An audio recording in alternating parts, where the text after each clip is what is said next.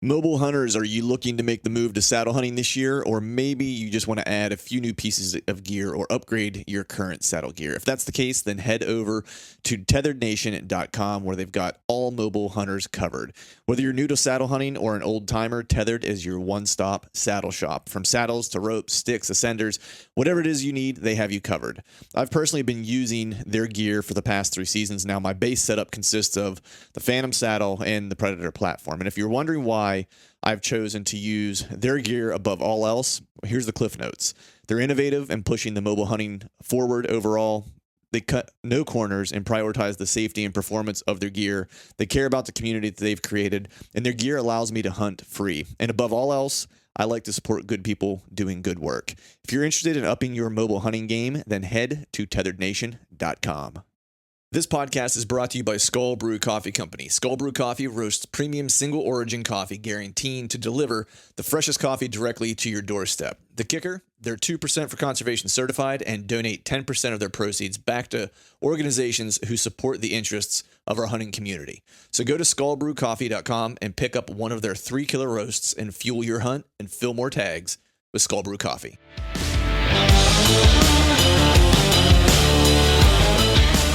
Welcome to the Truth from the Stand Deer Hunting Podcast, brought to you by Skull Brew Coffee Company. I'm your host, Clint Campbell, and you're listening to episode number 235. Today I'm joined by my good buddy, Tony Peterson, and we're talking big woods, open country, and man's best friend. So stay tuned.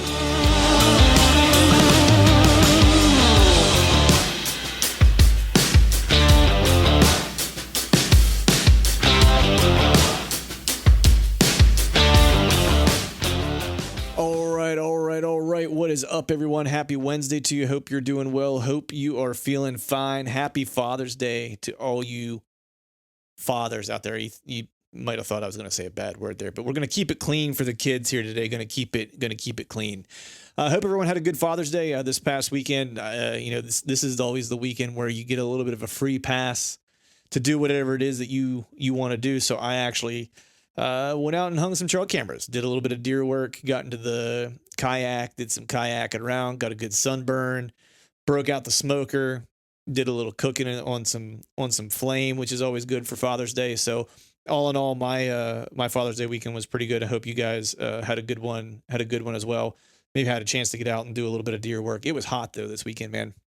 I was really hoping for a little cooler weather, and this week it's supposed to be a little cooler, which would have really been nice this past weekend, or would have been even better this upcoming weekend to get out and do some of that. It was off to a rocky start this past week. The wife's transmission went out of her car, so I had to go get a car trailer and drive 2 hours and pick her up because she was on her way back from seeing her folks, or her sister who was in from the West Coast. And it got off to a rocky start, but it ended pretty well. And then on top of that, this morning, I had a trail camera picture come through from one of my cell cameras on a piece of big woods that I had scouted over the spring, and got proof of life of one good buck.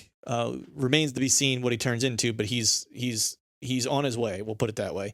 And then one other one that I can't quite tell, he was behind the first one that I had seen, but just his body alone looks bigger. And from what I can kind of make out from rack, like his frame just looks bigger. I can't tell how many points he might be having, or if how much he's splitting, or, I can't tell on any particulars. Of course, at this point, you can't really tell particulars in general, regardless, just at this point in the year. But given at what the frame kind of looks like and what I could see from a distance, that deer shows, I think, probably more promise than the one I could see really well. Unfortunately, there weren't any follow-up pictures. I haven't seen him, so hopefully we'll get a closer look at that fella. But all in all, I have to say some of the scouting that I did this past off season seems like, knock on wood, it's starting to pay off. It's like all the cameras I play. That's always the fear when you go to new places, especially tackling some big timber and stuff like that. It's like you go, you do your scouting, especially if you don't live there and you're kind of, just spending some, long weekends there, 2 days maybe here and then 2 days there. And then by the time you know it, you got to start putting cameras out and stuff. And, it's always kind of a crapshoot, and you hang your cameras and stuff like that. And in that, the big woods, I've talked about this ad nauseum. There's just not a lot of sign. And so you don't, have that big hammer scrape or hammer rubs or whatever it is that tickles your fancy that you like to hang cameras on and stuff like that. Certainly no food. There's no agriculture around there. So it's not like you can have like a primary food source or something like that they're going to use during the summer to even just get your intel. And so, that first hang of trail cameras in a new area like that, you're always kind of hoping you're at least in deer, that you're at least getting pictures of deer. You can live with maybe you don't have bucks on camera or maybe you get one or two and it's just not as good as you'd like, but at least you're seeing deer. And I've had those before where I've hung cameras and just got squadouche. But these cameras that I've hung, at least the cell cameras that I've hung in this area, I'm getting deer consistently, which was surprising to me, if I'm being completely honest. I thought I was hoping I would get deer at least on one of them, and then one of them would be kind of a wash. I figured if on the cell cameras, if I batted 50%, or 500, I was going to be happy. But I actually am having deer on both of them consistently, and the one in particular, I'm having bucks on. I'll say relatively consistently for this early in the year. So that's promising. So I need to get back up there here at some point in the next few weeks and check some of the regular cameras that I have out, and make sure that they're in okay spots. I actually had more hope for the regular cameras that I set out versus the cell cameras. So, if my theory holds true, those ones should be even better, but we'll cross our fingers. But at any rate, we're not going to belabor this up front. We're just going to go ahead and jump into today's show. Have a cool show for you guys today. Got my buddy Tony Peterson on. You know him, you love him. We've had him on a couple different times. He recently started doing a bunch of stuff with Mark and the folks over at Meat Eater. He has a great podcast that he's doing on that platform called Foundations. I think it's called Foundations. If you've not checked that out, be sure you're checking that out. Tony is just one of those people that I absolutely love chatting with and talking to. He's probably one of my favorite people to have on the podcast, and just one of my favorite people to talk to in general, whether it's about hunting, life, whatever the case is. And today, what we really talked about was a little bit of big woods hunting, where Tony lives. He hunts, of course, a lot of big woods.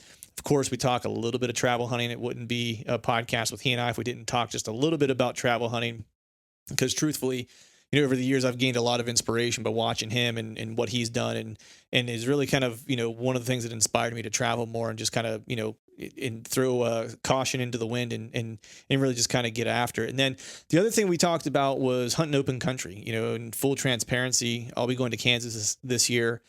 Tony's hunted those plain states or that open ground or that open country in the past.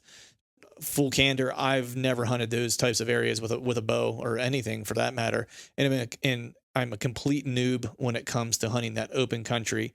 And so we talked a little bit about that and maybe some pointers about how to kind of tackle that, being a guy coming from Pennsylvania who hunts timber and big woods and things like that, going to a completely different landscape. And then we kind of wrapped things up unexpectedly. We jumped on the topic of dogs. Tony has the podcast, the Sporting Dog Talk that he runs, which is killer. It's all about hunting dogs and trainers and just anything you can imagine with dogs. He has folks on and talking about it. And during the course of this show, we kind of pivoted onto that topic, and he dropped some serious dog knowledge on me. So hope you guys dig the show. And as always, I want to thank you all for listening. All right, folks, welcome back to another episode of the Truth from the Stand Deer Hunting Podcast. And today I have, I think you're a 2-time offender now, man, if I'm not mistaken. It's like you get an orange jumpsuit for this. I do. You do. It's really fashionable. I hear it goes. What do I get if I come back a third time? Oh man, it's I think we refer to that as the Epstein, if I'm not mistaken. Wow, that is not where I thought that was going to go. No. Well, it was funny because I posted on Instagram today that I was like, these cameras aren't going to hang themselves, and I got a direct message of someone that responded like Epstein, and I'm like, oh man, I was like, dark humor this early in the morning, like, I love it. I'm always game for it, but it was even a little bit early for me. But that voice you hear on the other side, the dulcet tones that you're hearing, are from none other than Mr. Tony Peterson. What's going on, friend? Nothing, buddy. Like I was just telling you off air, this is my third podcast of the day, and I'm most excited for this one. Nice. Well, that's awfully generous of you. I think that you're probably not telling the truth. No, I'm just kidding. No, I'm being 100% honest. I don't have to host this one. I can just sit back and tell you whatever. You're doing all the heavy lifting. I'm just here. Right, exactly. I always enjoy being the guest because you're just kind of like, hey, we can go wherever you want to go. I'll make stuff up if I don't know. It's like, it's just, But man, it's funny. I was out in the woods today, and it was I was thinking about it as I was scouting. I was hanging some trail cameras, and I texted you just to, we were texting back and forth confirming everything was still good. There wasn't any life event that happened that was gonna have us cancel for whatever reason. And I was like, I'm out hanging trail cameras, sweating my nads off, and you're like, I'm behind a computer, and I just thought for a moment there, like how like the juxtaposition that is, given that you work in the outdoor industry, it's in the middle of the week, I'm out hanging cameras, you were stuck in front of a computer. And it just made me kind of think, I have, different friends who work in different capacities in the outdoor industry, and everyone always thinks that if you work in the outdoor industry, like you just spend all this time out in the timber doing whatever it is that you want to do. But in fact, today I was the one out hanging trail cameras, and you were the one, in fact, stuck behind a computer. So I just thought that was kind of interesting. It made me kind of stop and ponder for a second. Well, part of that is, I mean, it's just reality. Like it's this, I have a job. Yep. But which is, everybody understands that. But part of the problem is a lot of people, in my position or kind of a similar position in the hunting media, present this image that they're out there constantly. Yeah. Like it's kind of very easy to massage that. And, you can be sitting at home and you haven't scouted deer in 3 weeks. You can post a scouting picture. Nobody knows. Yeah. And there's kind of, I don't know if I'd say pressure, but there's like, you kind of feel that like you should be, you should be showing something like that. And it's just not, I don't think we should. Like, I think we should be honest about this. Like, I think it's more relatable if you're like, yeah, I have to sit at the computer. I have to go take my little girls to gymnastics and coach softball. And I'm biting off little chunks of scouting when I can, but it's not like a everyday obsession. Like it gets presented sometimes, right. Like you might think about it a lot, but the actual engagement in it, even e-scouting, if you're really busy, is like, you're carving that time out. Right. Yeah. I mean, everyone has to work in some capacity for a living, right? And that's just the reality of it. And I agree with you. I think presenting that stuff in a more truthful manner, I think would do a lot of people a lot of good. Because I think some people, if they don't quite understand it, or maybe they don't want to believe it, or whatever the case is, end up kind of building this, pressure, up on themselves and create this anxiety about this life that they want to lead because they think others are leading it, but it actually doesn't exist, and that's the thing I think for social media. I know you and I have talked about social media, I think almost every time we've spoke. But it's just, I think you have a really good insight on like, because of like what you've done in your career and, where you're at now and just, and you're kind of, I think like you're thinking toward it and kind of where it sits for you and where you think it has its place. But I think I've certainly been guilty of that, feeling the anxiety and pressure. And I have to remind myself, like, these are people's curated lives. It's not their life. It's like going to an art show. They don't show you all the shit that sucked that they made for 10 years. They only show you the stuff that everyone's going to like. You know what I mean? Oh, and I think social media is the same way. It is. And do whatever you want. But I think we have a obligation in the industry. Yeah, maybe not even an obligation. Like it's necessary, to be honest now. Like you can get away. You used to be able to, like when I got in the hunting industry and it was magazines and like produced television shows, like you could present a very specific image and it was very hard to figure out whether that was true. Like you just took it for face value. You're like, okay, there's no, like, I can't follow your daily life or, like Google what you're really up to. And now, like, you just, if you're not transparent, like, it's pretty easy to figure out. Yeah. And so you got to be, I mean, almost by necessity, and just honestly, to be relatable to the audience now when they have so many choices. I mean, there's a billion podcasts out there. There's everybody's writing blogs, and like, if you're not being genuine, like, you're going to be in trouble at some point. Yeah, exactly. Because eventually you'll slip up, right? There's been, times where people have posted things on like an IG story and they forgot to hit the off button, and then they went to post and it was like the reaction, but then not like, then it was like the non-reaction after. So it was clearly like it was staged or whatever, you know what I mean? Or like, and so like there's been things like that have happened, and it's like, and then you got the pages out there like the hunting douche page and stuff like that, which I don't know if you've ever followed that, but those dudes are hilarious. And there's another guy, I forget what page it is, but his whole MO is just like anyone possible that he finds unauthentic, put them on blast. And that's the whole intent of the page, which I think it's a little overboard at times, right? I don't think like, kind of come from the school of thought of if you don't have a whole lot of good to say, probably better off just not saying, but I'd be lying if there's not a little part of me at sometimes whenever I see it, I'm like, oh man, that's funny. That's good stuff. Yeah.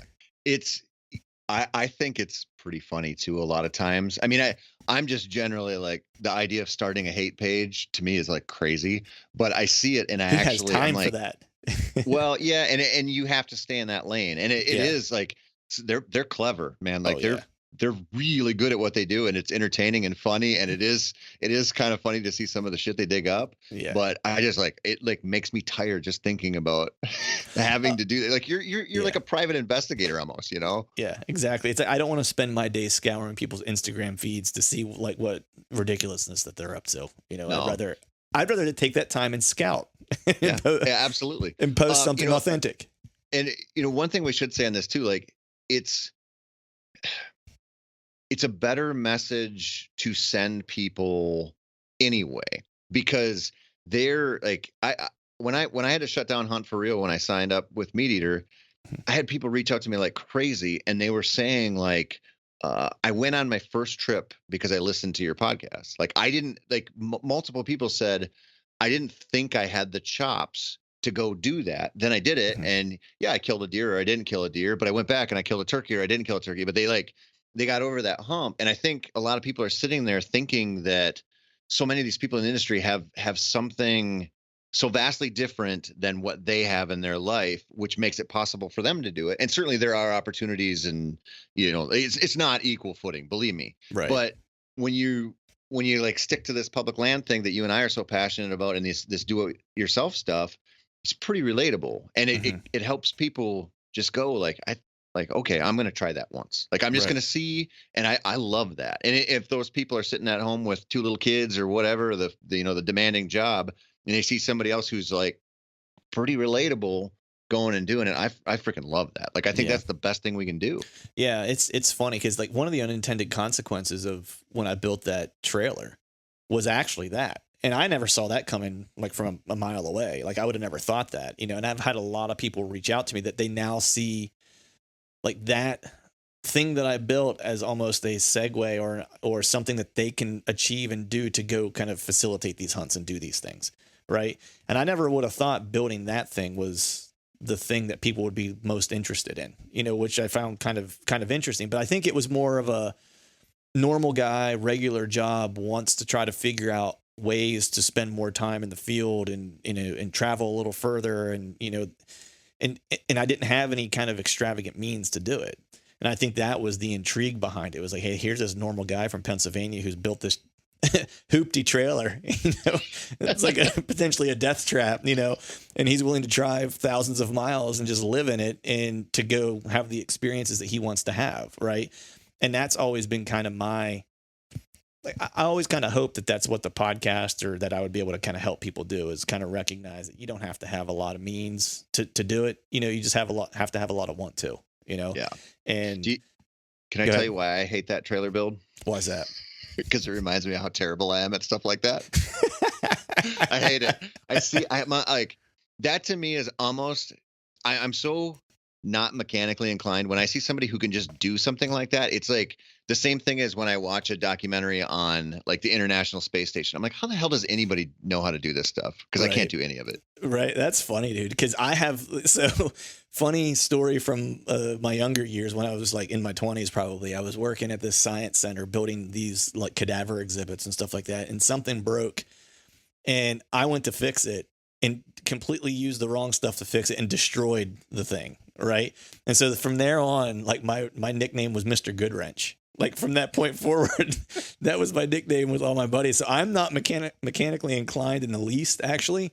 I'm probably too stubborn to quit is what it is. And it's like, and I will just work at it until I just figure it out, and it's part of growing up a little bit on the farm too, because we didn't have wasn't like you go out and buy something brand new every time something broke, so it was, learning how to weld and stuff like that happened whenever I was probably 12, how to weld some tractor hitches and stuff like that. And so I think I just kind of carried that kind of can-do attitude, like for all that stuff forward. And I just decided one day, I was like, hey, I'm going to build this trailer. And I just started watching YouTube videos. And from there, I learned a lot about solar power that anyone who doesn't work in it, like I shouldn't know as much as I do for someone who doesn't work in the solar power industry, because that was the one area that I really kind of studied and tried to figure out. But man, I can help you build a trailer if you want a trailer, man. I don't, dude, if I would, I'll probably get divorced anyway over this deer stuff, but that would do it. That would do like, it. If I put, because my wife would look at that and she'd go, he's never going to finish this. Like, this is going to sit here forever and he's going to just randomly pick and choose times to work on it, and it's never going to go anywhere. That trailer is going to decompose in our driveway. Well, that was the one commitment I made whenever I started it. I was like, all right, it's got to be done by hunting season. I was like, come hell or high water, it's got to be done by like September. I was like, and that's it. So I set myself like a deadline, and I don't know that I would do it again, to be honest, just because I spent basically every waking moment that I had free. Every weekend, it was just working on that thing, trying to get it done. Partially because I don't know what the hell I'm doing. So everything took me 5 times as long as it should, or you cut something the wrong length, so you got to recut it. And it was kind of a disaster. But anyway, we didn't dial up to talk about trailer builds. I want to jump into some hunting, man, but we haven't talked in a little while, dude. How's your spring been? Pretty good? No. Like turkey wise or just generally? Turkey wise was the weirdest, hardest turkey season I've had in a long time. Really? Just getting birds to work in. And, I spent a lot of time. I shouldn't complain. Here, let me put this in context. I killed 3 birds this spring. I have nothing to bitch about. Right. I haven't killed one in Minnesota. But I spent most of my time with my 9-year-olds, and I just didn't have the kind of hunting where if you put in enough time to get those birds working, you're going to get one tom that really commits. You're going to have some just fun, like action-packed hunts. I just never felt like, other than one magical morning in Wisconsin where I killed 2 birds, I just never felt like I had that awesome, like the whole reason you look forward to turkey season, It was just hard. Do you have any rhyme or reason as to why? Because it's funny, because you're not the only person I've spoke with that had a similar kind of feeling, and it's been different states.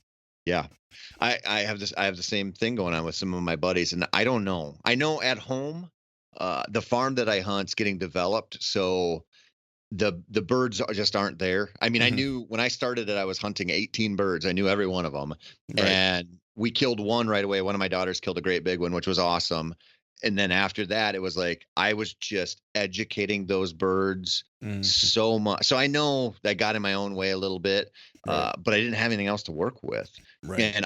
And but we went down to Iowa and camped and hunted public land where I killed that buck last year. And I did turkey hunt that 2 years ago and had a phenomenal hunt. It was awesome. And it was just a dead sea. I killed a bird that walked into my decoys, made no sound. I think it just randomly walked in there. It was like, it was just the least fun. You know what I mean? Like it just wasn't what you need to get out of it.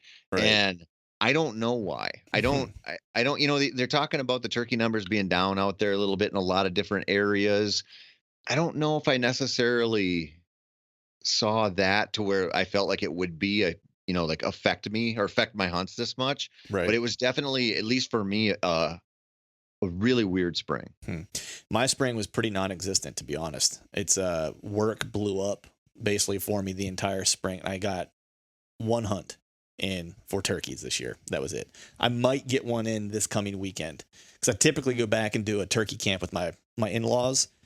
I ended up having to work like over the course of that weekend, the whole weekend and the following weekend. So it was the first 2 weekends of turkey season here that I ended up working all the way through. The next one I actually went out and wasn't supposed to rain. Rain rolled in, basically rained the entire morning. Kind of blew that whole hunt out. Last weekend I was with my daughter in the Poconos riding horses. So that didn't happen. And then I was back there again this weekend, scouting the Poconos, like a new piece of public up there that I'm some mountain area that I'm trying to get after. And then this coming weekend is basically it. So we're going back home to visit family, and I'm going to take my gun along and maybe hunt my dad's new property because I'm helping him move into his new cabin and stuff like that. So I might sneak out in the morning and try to get a hunt in. But Otherwise, man, it's been pretty non-existent. But I know, man, I want to ask you this because I don't think I've ever directly asked you this.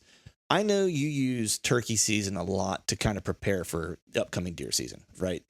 How much of your percentage wise of your off season kind of work is done during that time frame, and how much of it time frame, and how much of it is done specifically related to like I'm going out to scout for deer?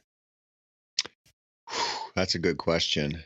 Part of the reason that I mix in the turkey deer scouting thing so much is just the new destination thing. Mm-hmm. I love the idea of going to turkey hunt somewhere with the eye that like, maybe we'll find something worthwhile. And you know how it is. Like we tend to kind of boil this stuff down, right? Like I'm going smallmouth fishing, or I'm going turkey hunting, or Right. I'm a deer hunter, or I'm going deer hunting. But really, like when you're out there, there's a lot of stuff going on. You know Yeah. what I mean? Like it's not just so cut and dry. And we found places to go quail hunting by deer hunting, and we found places to deer hunt by turkey hunting. And it's just get yourself in cool places. And if you know how it is, if you get into an area that has a lot of deer and you're, on a public land trip, even if you're turkey hunting, you're like, oh man, I'd set up there, or look at Mm-hmm. this staging area. Yeah. And it's easier for me to justify over the road stuff if I'm, on a turkey hunt versus Right. just driving 10 hours away to just scout. I would love to be in that place where I had the time to go do a lot of that stuff again, where it was Mm-hmm. like, yeah, I want to go see this area of wherever, and I'm going to go for the weekend. You know how it is. It's just hard to justify. Totally. Yeah. It's hard to get away. And, that's what I've been kind of up against, trying to scout this new piece in the Poconos. It's not too terribly far away. It's like 2 hours and some change. So it's not too bad. But still it's justifying taking the time away that I'm not really hunting. I'm going up just to scout, walk around, I don't know the area. So a lot of it's aimless walking, you know what I mean? At Yep. first. Right. And then hanging some cameras, but I did finally hang cameras this past weekend and finally kind of actually got a couple places where I had cell service. I actually got a couple pictures like over the night. So I was like, all right, cool. I'm in a decent area at least.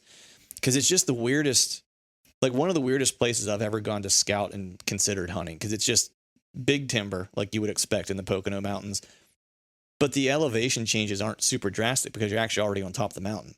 So it's a lot of like swamps and stuff like that on the top, and just a lot of homogeneous, mature timber.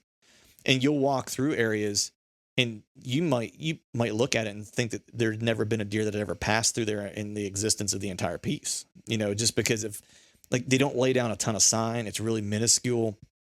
In all the scouting that I've done, I think I've found one actual trail that was clear that like deer are using this, actually, no, that's a lie. Two. One was around the rim of a clear cut, and another one was kind of like going down along this like swampy kind of area, and it was clear that they were using that. But otherwise, is this a super low density spot or not? I hate to say that it is, because Pennsylvania has good deer numbers in general, and so I don't think it's that different up there, because there's not like they have more predators. It's not like there's wolves or anything like that up there that's like just decimating the numbers. I think more so what it is that it's just such vast area. Like we're talking, pieces that are connected together that are like in the tune of like a couple 100,000 acres, which for deer hunting is a lot. That's just like unbroken. And even the private parcels that are there aren't farms. It's just like people who own large chunks of land. So it just adds to the, if you added all that into the public land, I mean, you've got hundreds of thousands of acres. It's just like unbroken. You know what I mean? And I just don't find a ton of diversity. So I don't think that it's that there's low deer numbers. I think it's, what I'm learning at least, is that they really exist in pockets, and you're either in it or you're not at all. You know what I mean? And that's really kind of what it is. I've actually made a buddy that lives up there, and he and I scouted together this past weekend, and that's what I was kind of picking up from him. You know what I mean? As we were scouting and we were looking at sign, and it's like, he would say, oh, that's great sign. And I'm like, dude, I would walk past that like 7 days out of 7 days. You know what I mean? But there, it's like, that was good sign. And like, I found scrapes, and he was like, dude, if you found scrapes, like that's like the holy grail. He's like, cause you just don't find a lot of them, and you don't. Like I think I found 5 in a piece that was like, I mean, that one piece was 1,800 acres, just that one little section. And then I was on a whole different mountain and didn't find any, so basically 4 days of scouting, and finding 5 scrapes. That was it, but the caliber of deer is right. Like I saw the one he killed last year. It was a nice 10 point with a drop time, and so it's just, it almost is. Have you ever been in a place like that where it's just like your natural, like hunting intuition is just like, throw it out the window because it's not going to hunt like much else you've ever been on. Yeah. You got to just recalibrate. I mean, that's big woods. I mean, and when you're not, even if the density's decent, if they're not, making trails and sign and stuff like that, then they're probably on a big time browse pattern or a mass pattern or something most of the season, which isn't, even though you're talking about like a concentration, like isn't a concentration like you'd typically think about. And so it's a scalable issue. And it is, I think it's like the hardest kind of hunting out there. Like, I just think because of the mental aspect, like you said, we went down to Iowa when we were turkey hunting there in that spot, and my buddy had never been there, and he came down there with me, and he was like, you know how it is, like you look around and you're like, oh my God, there's giant rubs everywhere, and there's trails, and there's like, it's stupid. Like it's so easy looking that you just feel good being there. Then you get in the opposite kind of environment where you have unbroken timber forever and just not the sign to work with. And it's like a recalibration thing, man. It's tough. It is. And it's like, you have to almost, there's a place that I hunt in a Midwestern state that hunts a lot like this. And that was what I kind of started using as my analog, right? Because I was like, I know in that piece there's big deer because I've got pictures of them. There's hammers, and they put down sign that you think a Forky made, right? And so I kind of told myself, all right, I almost need to hunt it like that. But at least there, it's like there's a lot of topography change in that Midwestern state that kind of will give you some funnels and some terrain features that they can follow. Here, it's like you just don't have it. Like there's just not like, ridge system and stuff like that. Like you're literally on top of a mountain and it will run out to a point and that's it. And so there's not like secondary ridges or anything like that. You have to really kind of almost get on the side of the mountain to a degree, like where you're side hilling, and try to find like some benches and stuff like that. Like once I did that and started looking for like a bench that kind of wrapped around the point of the ridge or whatever, that was when I started finding like a little bit of concentration of sign where I was like, okay, they're aggregating here because this bench system is now feeding into this point, and this is how they're going to get around, this entire mountain essentially. But it's just the weirdest thing. It's like you'll have, the one cool thing is like I found a big clear cut that just got burnt too. So that is like, I found a couple sheds in it too. And so I'm like, all right, I can work with that. Right. And then it's a big burn clear cut that then goes into like some mountain laurel, then it goes into like an oak flat. And I'm like, all right, there's going to be deer here. It's like, there's got to be. I was like, how when you're scouting, you see trees off in the distance, you're like, oh man, there's got to be a rub on that. Yep. I mean, if I had $1 for every time I said that walking through that place, I'd be a rich man, because it's just all the classic places you would think of. It's just like, it didn't exist, And then the one buck bed I found was in the most random place. I ended up following a rub line. I finally found a rub line, followed it out, and it was like wide open timber.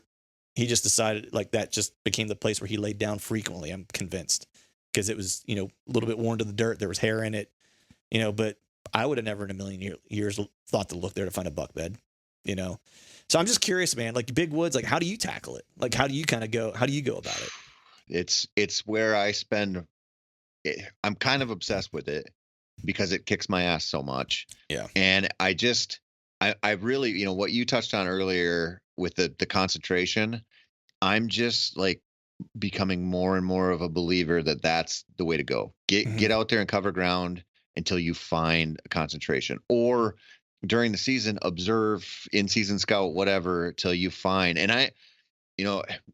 I might do this like a little bit differently than a lot of people, or a lot of people in our position, I guess.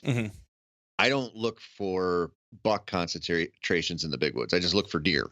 Like, I just want to be around deer. And I know if I get around deer, there's going to be probably some bucks around there. And like you said, if you get around 3 bucks there, one of them is probably going to be awesome.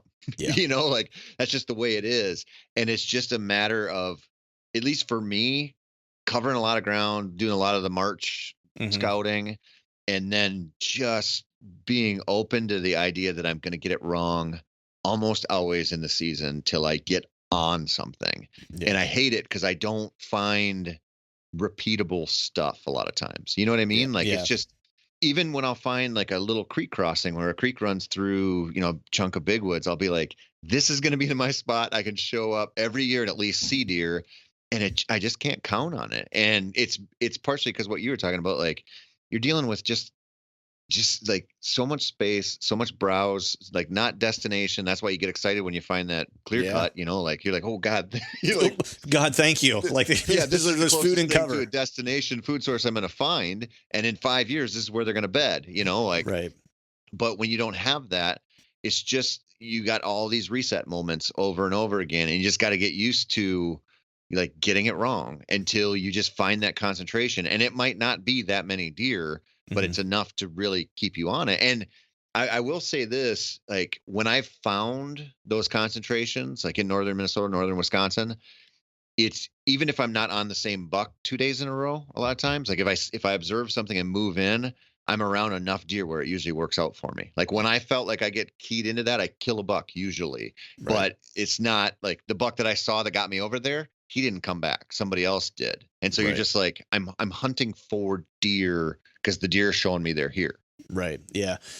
Now, I follow a very similar kind of train of thought, especially in this place where I just want to see, I don't care if it's, doe tracks or whatever it is. That's what I'm really looking for. The other thing I started doing too, there was a newer cut that I actually ended up exploring yesterday before I left. Huge. It's the entire side of this mountain. I mean, it's just like gigantic, and it's on the side of the mountain too. So like walking it is brutal.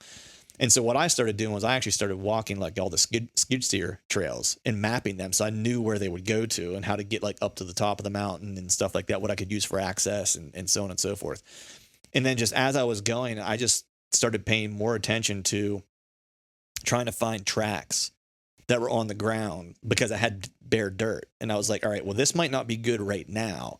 I was like, but let me pay attention to where the tracks are at, right? And start marking this now because in 2 years, it's likely that these tracks are going to be areas in which you're going to tell me where deer are moving or how they're at least moving through the cut, And Yep. so I started kind of marking that stuff. And even though the tracks weren't big, it was more like, okay, deer are congregating here. And then look around and be like, okay, why would they congregate here? And start to kind of put those puzzle pieces together and stuff like that. I was driving and I even said to myself as I was driving, actually, I was riding with my buddy Tom as we were in a different area scouting just on the other side of the cut from that the day before. And I was like, man, because he lives local, I was like, after a rain, I was like, dude, I would come up and walk this road and just try to find cut tracks across this road. I was like, and see where they're coming in and out and going to the other mountain. I was like, because that's going to be the best way to kind of figure out how they're moving with any consistency. I was like, because without it, they don't make enough sign in the timber to tell you. Yep. You know. Yeah. I mean, it's like when you think about how simple, like how elementary that strategy is, but it doesn't lie. No, it doesn't, because you'll get direction too, right? Yep. The only thing you won't have is time of day, right? Yep. The other convenient thing to that cut specifically is that there's a little knoll that you come down when you're driving through that you could park and you could probably glass, I want to say probably like 300 acres of the cut. You know what I mean? So you could probably park there and just like use a spotter or binos and watch for movement, and then use a spotter if you see something move, and actually be able to glass that cut almost like you would a bean field, Ooh. So that's the one like ace in the hole that I have is like, I was like, I might go up in August and just sit there for like a day or two in the evenings and just watch it and see if I can find anything. But other than that can be a really good strategy. Yeah. Like that. That's the one thing about, big wood stuff. If you've got timber operations going on, you might have way more visibility than you think. Mhm. And it doesn't, it's not like parking your truck at the top of the hill and glassing from the window, Iowa style or whatever. It's Right. vastly different, but it can be actionable. Like you can Yeah. find that scenario sometimes and get on them. And sometimes when you do that, you realize there's more deer there than you think. Right. They're just not, they're all spread out. Yeah. Yeah. The other thing I thought too, and I'd mentioned it to my buddy while we were driving, I was like, one, you could glass from there. I was like, the other thing is like, I sent him the pins of the, after I started mapping those skid steer trails, Because I was essentially like, if you can find an easy way to get in that you won't blow up a hunt or whatever, right? Or if you're doing it in August, it really doesn't matter.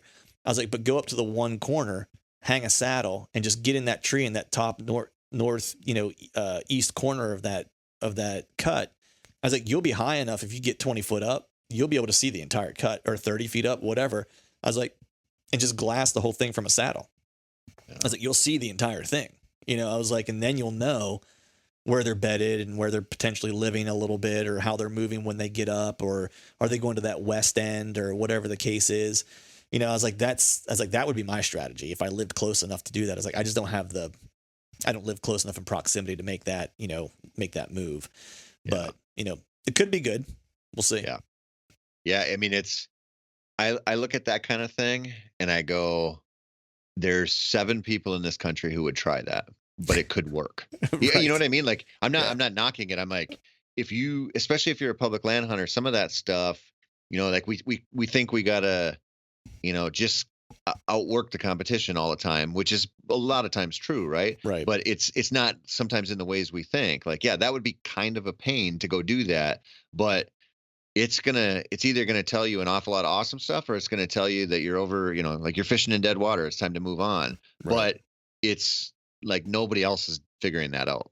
Like, right. You can almost bet you're gonna get an edge on those deer over your competition if you did that one night. Yeah, no, I 100% agree with you. And that's kind of why I was thinking about it. Cause I was like, exactly what you said. I'll either figure out whether they're in here or they're not, and then I won't waste any time.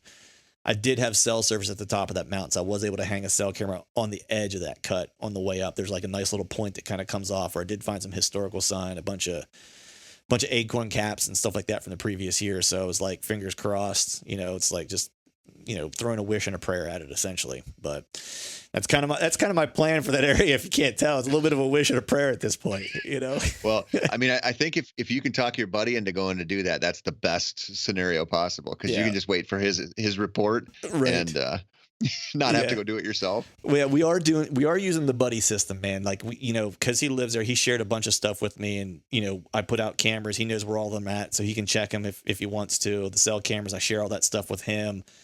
So there's 3 of us that are kind of, 2 of us are new to it. One of us actually lives in the area, has been hunting for a while.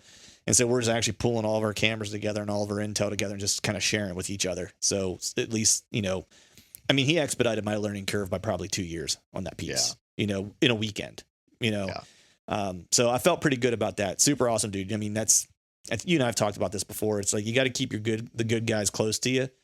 Cause there's not a whole lot of guys that would share pins with you where they saw like hammer deer, you know what I mean? And stuff like that, and be like, hey, yeah, here, let's work this together so we can hopefully both have some success.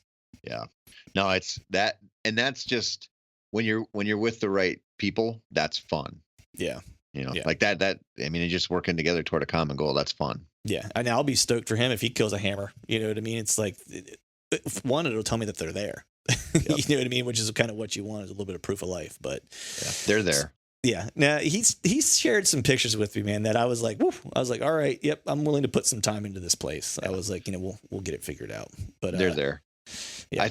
I think that if you get probably even a half a section in most places where whitetails live, mm-hmm. there's a buck that goes through there every day, every other day, that most of us would be happy with.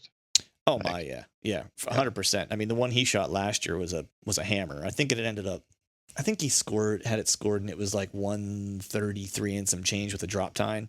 Yeah. But the mass, like, he had a beer bottle next to it, and the mass of that thing, like, out at the end, was the same mass as a regular sized beer bottle.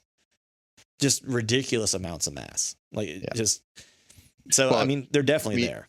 Yeah. It's 133 inch public land white, like, that's an awesome deer in the big woods. I mean, it's like, I'd fall over myself, every day of the week to try to kill that, but there's nobody alive who goes and sits on public land who sees that coming down the trail. That's like, no thanks. Yeah, I'm gonna pass. Like, if I ever get to that point, just, you've got the full go ahead to slap me. Drive from where you're at to Pennsylvania and just come slap me if I get to that point, dude. For sure.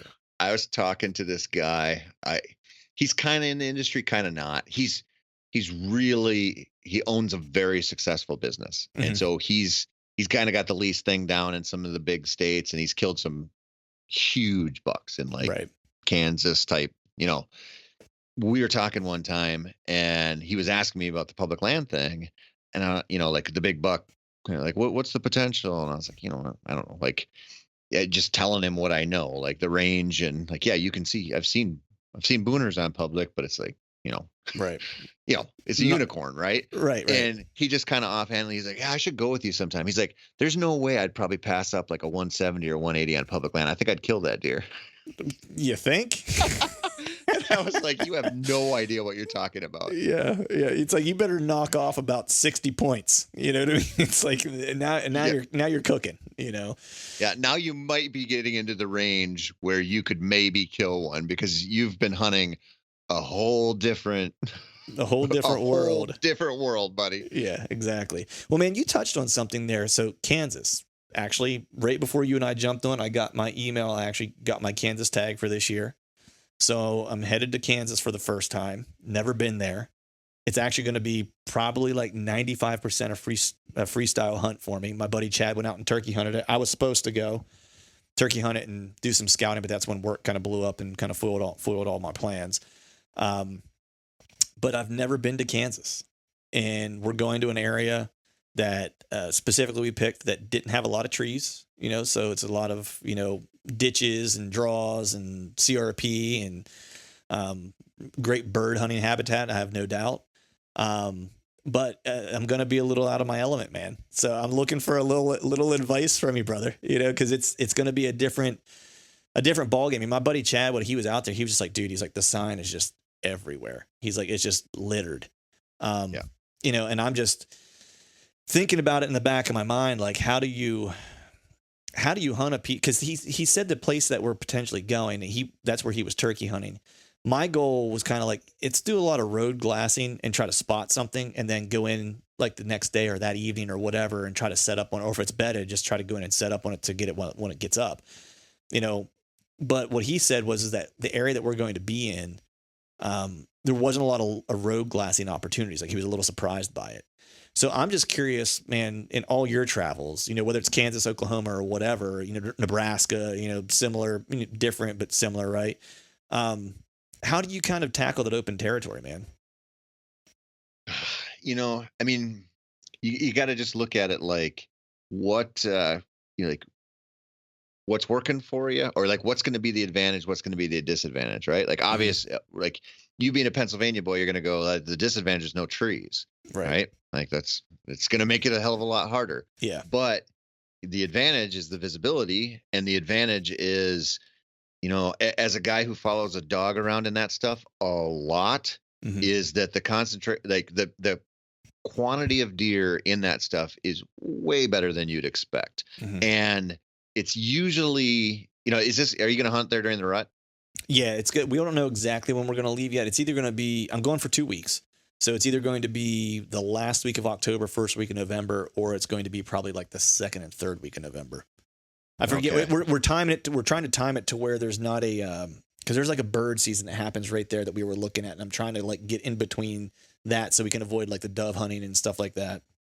Yeah, you're probably bumping up on the pheasant situation too. Yeah. I'm not exactly sure when it opens down there, but I look at this like Eddie Claypool kind of clued me into this mindset when I was talking to him about coos deer hunting one time. Where, because he doesn't spot and stalk them a lot, he's tree stand hunts them, and during the rut, and I was like, how the hell do you do that? Like I've never hunted them, but everything you hear is like, it's a difficult pursuit, right? And he's killed some freaking toads, and he said, well, I glass up doe groups, and then I just read the terrain, and I try to get in between where I know, there's some does living in this basin, does living in this basin, and I'll find a tree on a spine or something. And he's just hunting these rut funnels. And I always think about that in the kind of territory you're talking about, even though it like might not seem all that relatable.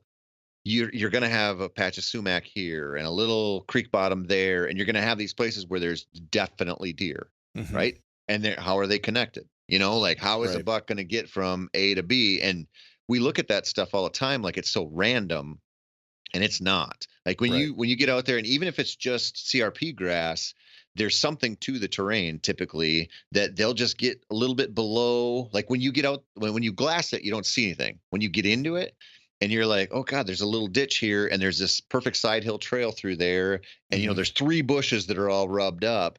And it's just like, again, kind of like you got to you like recalibrate and look at this and go, okay, they're just whitetails. Like, so they're Right. going to gravitate toward whatever cover they have. They're going to move in a way that tries to keep them hidden. And I think some of the hunting media out there has made it look like these deer are super visible all the Mhm. time, and they're not. Like Right. they can be, you know. I mean, they'll be out there running, and you'll see them, you know, from your truck. Right. But their lives are built around moving where they're not as visible from the road.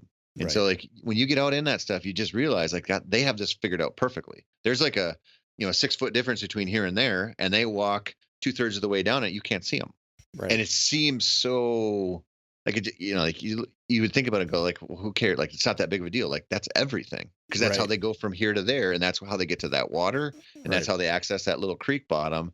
And so when I get into those way more open situations, I look at it and I go, where can I glass? Because that's hugely beneficial. Huge. Right. And I don't glass from the road.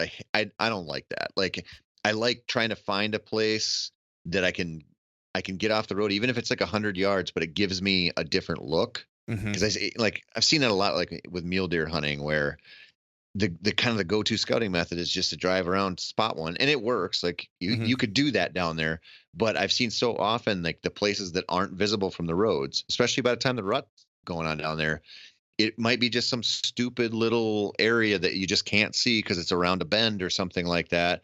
But you get up on a little rise and look, and it's like, okay, I'm looking at a different world than the people who are in their trucks 100 yards away. Right. And then you kind of get clued into that, and then you go, okay, I can either see something or I can go in there and walk around and find those little connection points and these little concentrations, and then you build that plan, you Right. know. Right. Like you said, you're kind of open to the wild card that might be the 160 bedded with a doe, you know, Yeah. in a shrub row or something. You're like, well, okay, now everything's out the window. That's where I'm going. Right. But Right. How do I it's get in between or not him and her, but how do I get in between him and where she wants to go next? yeah, type of yeah, situation. yeah. And I just don't think even, like maybe I sound like a hypocrite here with the stuff we talked about with the big woods deer. I just don't think they're that random. I think they're just harder for us to figure out. Mhm. And so when you talk about like a prairie deer, it's so easy to kind of like build in that excuse, like they're random, like their movement's random. I don't think nature does random very well. Like I Right. think, Yeah, you know what I I'd mean? agree Like, with that. and I would agree with that. But I don't think what you said previously was hypocritical though, because I think what we were saying is that it feels very random in the big woods, right? And I think you and I yeah, would both agree, like they're moving with purpose. It's just we don't recognize that purpose. You know what I mean? We don't see the pattern, right? The pattern might be looser yeah, just because the pattern is more broad, right? It's like if you're talking about nerd talk, but if you're talking about numbers, right, and you're looking at something that's a really easy pattern to recognize, you're like, well, that's obviously like there's a logical progression here that's happening, right? There's logic. Now you expand that, that pattern. I might not recognize it, but the guy who is a world renowned physicist will probably see it in 2 seconds, right? And so I think that that's what we're saying is that like, look, the big woods feels like there's a lot of randomness because the patterns are so vast, are so yeah, expansive, right? That I can't comprehend that pattern, right? yeah, When we're talking about chunked up pieces around where I live in north of Philly, smaller parcels, it's like, man, you see patterns all day long, right? It's like, right where the deer are going to be, where they should be, when they're going to move there, right? And I think that that's how people think about hunting. And so whenever they get thrown a curveball, all of a sudden now there's no pattern. They're random, right? And it's like, no, it's like there's a method to their madness. You just have to understand what's driving it, right? And it's yeah, like, and it's all going back to what you and I've talked about every time we've ever talked. It's like the why question, like why are they doing what they're doing, right? yeah, If you just, and you might get it wrong 100 times, but like, if you're not asking that question, you got no shot, yeah, And I think that's what's exciting to me about going to Kansas and just doing something different is way out of my comfort zone, man. Like I specifically tried to hunt more from the ground the past 2 years just to kind of almost practice to get ready. But still, it's going to be, when Chad was out there, he's like, it's just like another planet. He's like, some of these ditches these draws. He's like, he was thinking like normal size draws. He's like, man, some of these things are like a 20-foot drop. Yep. He was just like, he's like, almost like, he's like not quite as nasty. He was like, but like blow down and just bullshit inside of it. He's like, it's almost like being in the West, like, elk hunting, almost not as drastic. Right. But he's like, to a smaller scale, but similar. Yep. He's like, where it's just sheer and there's just like a bunch of crap in there. And you're just like, how does anything get through there? He's like, but that's where they're at. He's like, but then how do you hunt it? Yep. Well, that's the most difficult part. I mean, you see the people who really excel at those areas, they're Western hunters. Right. I mean, they're really good at reading those situations. And that's what's hard about, us being like a traditional whitetail hunters in so many aspects, is like, when you have such limited and shitty ambush options, it's tough, man. But yeah, it's I'll never forget, a buddy and I went out to South Dakota one time, primarily to hunt mule deer, and we were hunting the grassland stuff. Mm-hmm. And, same kind of situation you're talking about, and, there were whitetails out there, but we didn't really, we were kind of focused on mule deer, and we started glassing like the first morning we got out there and saw some mule deer. My buddy screwed up a stalk, and we bumped like 150, like mid 150s whitetail in nothing, like compared to what we're used to. Right. And that deer ran into one of those draws that you're talking about, and we're just like, well, he's out of our life. But it was cool to see because he was a toad on public land. Right. And we jumped that goddamn thing twice down there going after other mule. He just ran down the draw and bedded down and had the wind in his favor. And we didn't, like, in our heads, we're like, that deer he doesn't exist for us anymore. And right. that's what he had to use. And he used it well, but he was competing against two idiots, didn't know any better. And you see something like that and you go, holy cow. Like if you had that experience, like you knew that was possible, like you watch that deer run in there and you don't see him come out, like he's still in there.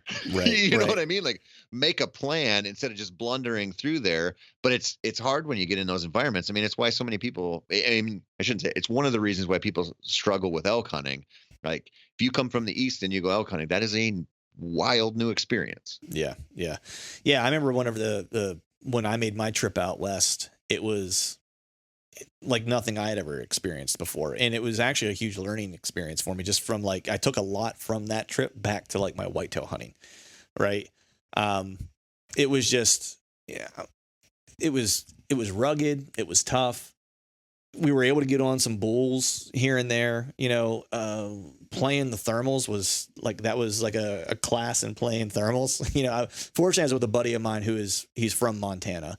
And he's a savage. He's one of those dudes that just like, he kills an elk every year, and usually a good one on public land. He's just one of those people that just, you meet people in your life that you're like, that dude's a born killer, Yep. Just doesn't matter what it is. He's going to kill it, and that's just how he is, and so I was actually hunting with him, and he's great at calling. So he was calling for me and stuff like that. And he was trying to help me, get on a bull.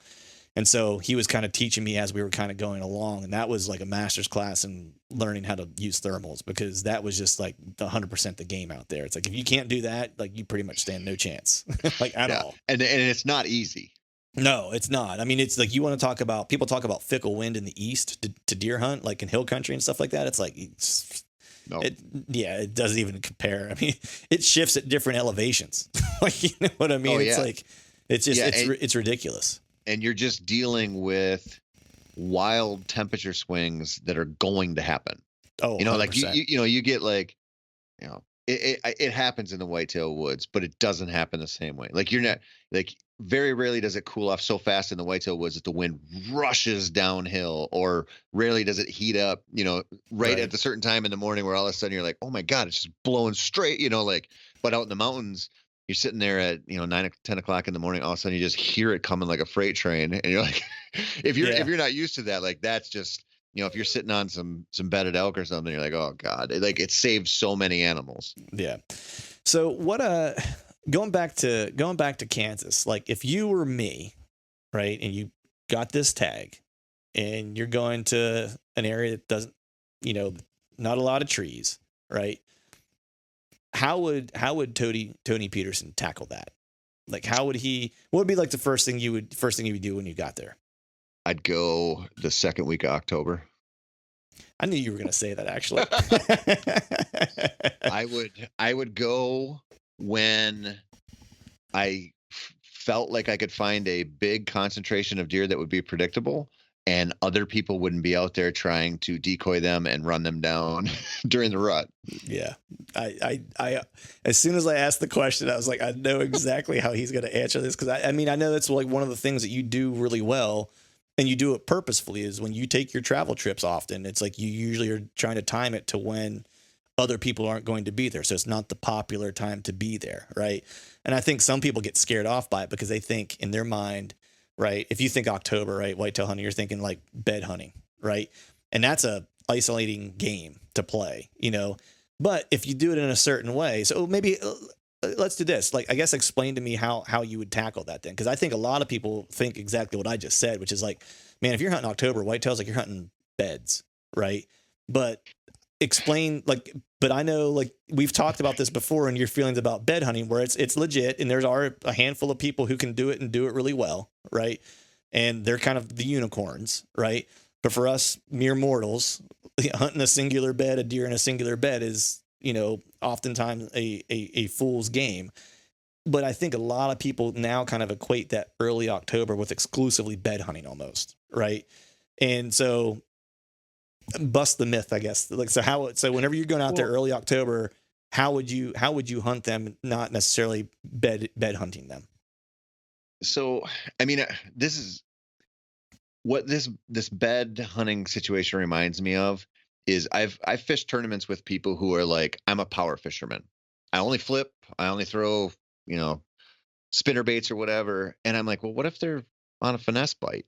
Mm-hmm. Like, you know, like, can you throw a Senko? Like, why wouldn't you have this? Or why would you Right. go into this and say, I'm only flipping. This is the only way, unless you like really believe that's how it's going to get won. Like if you're like, I got all the tools, but you know, the big girls are going to be shallow and this is what they're going to eat. Okay. If they show you that, great.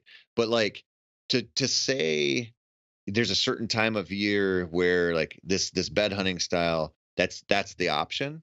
Mm-hmm. Like those deer are going to be eating somewhere. Like they're going to be traveling somewhere. They're going to be drinking somewhere. In October, they're going to be laying down signs somewhere, even if it's this first or second week.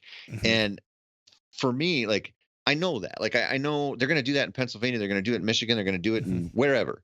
And I would rather just work the deer on those terms, like knowing like, okay, maybe you do have to bed hunt them, but maybe they're going to give you something else you can work with. Mm-hmm. Like probably they will, but I don't want to deal with, you know, 10 times the hunting pressure in the rut where I might have that perceived advantage of the, you know, bucks losing their minds and covering a ton of ground versus these deer not covering as much ground, not being crazy out of their mind with the rut, but probably patternable, probably visible morning and evening, and probably stuck to a location they really like. Mm-hmm. And so I'm kind of, God, I don't know. I know, like, I have made this argument a billion times. I know people don't believe it, or they like, I'm not getting through because everybody's still hunting the rut, which is okay. Right. But I just I think that they're out there and they give you a chance every day. I Right. really do. And I think it gets a lot harder when your competition goes up. Like that's a simple, stupid thing to say. But if I can just work against the deer versus working against a bunch of people, I'll take that.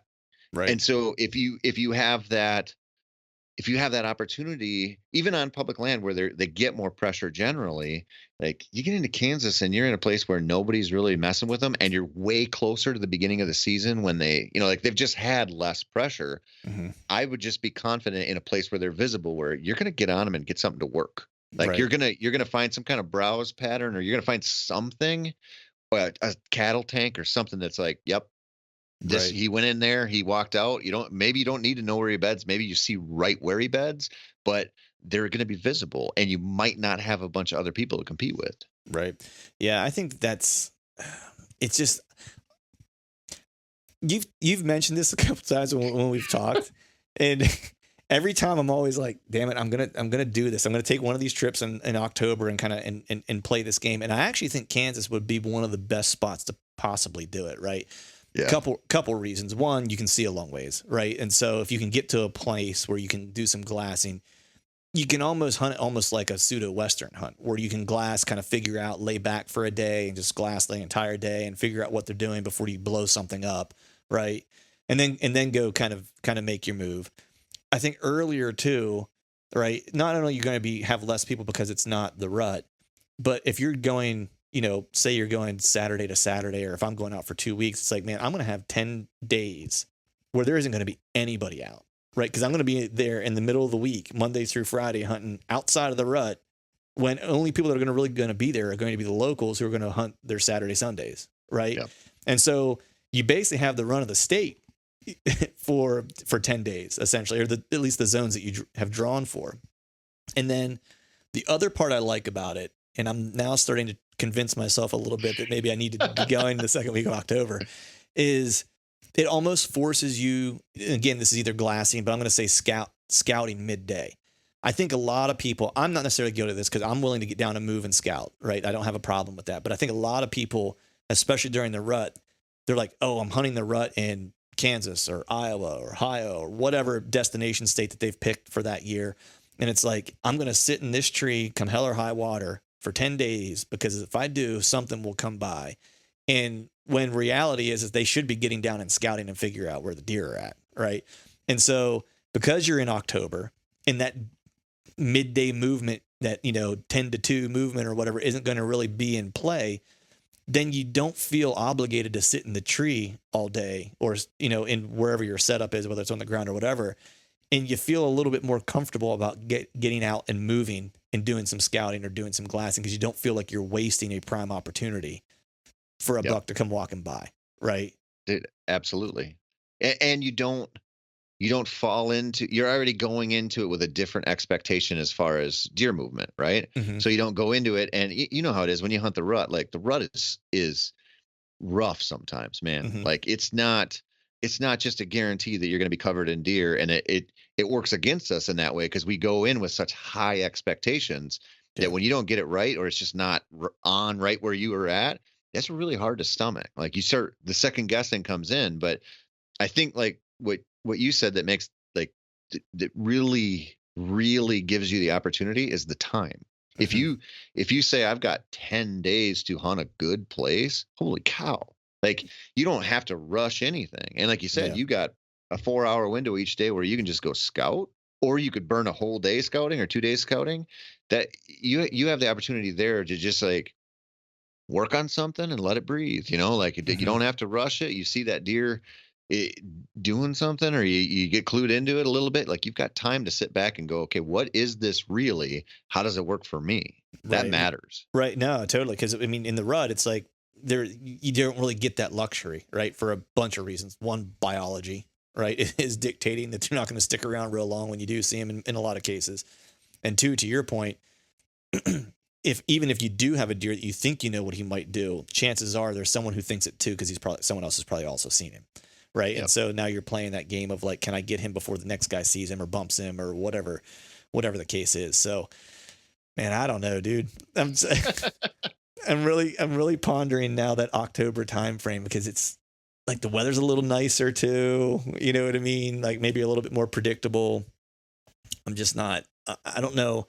We might actually have to do that anyway, because I think Chad actually, that's who I'm going with, my buddy Chad. I think he actually has a wedding in November that he has to go to. And I'm like, I don't know who you're friends with that's getting married in November, but they should be off the friends list. Yeah. That's no good. Yeah, with the quickness. But so anyway, shifting, a hard transition here, man. I want to ask you, this, we talked a little bit about this before we started recording, but I kind of pick one thing every year that I want to get better at. And then I try to use like the postseason scouting and preseason scouting and stuff like that. Or, sometimes it's shooting or whatever, but I usually try to pick a thing and make an effort, at that one thing to get exponentially better during the course of that season or whatever. This year for me, truthfully, lame answer has been just to get my shoulder right. That's been like my focus is trying to get, I have a torn labrum in my left shoulder that I'm avoiding surgery. But I'm doing a lot of physical therapy, trying to get, and it's like, I've been back shooting for probably 3 weeks now, low reps, but still back shooting. So that's the thing that I'm really focused on this year. So it's not really even hunting related per se, but it's going to be a reason as to whether or not I'm able to hunt, essentially. Yep. So I'm curious for you, man. Is there anything this year? Do you subscribe to that philosophy? Do you try to pick something every year to get better at, or or does it just kind of pop up and you're like, oh, this year I'm going to tackle this thing?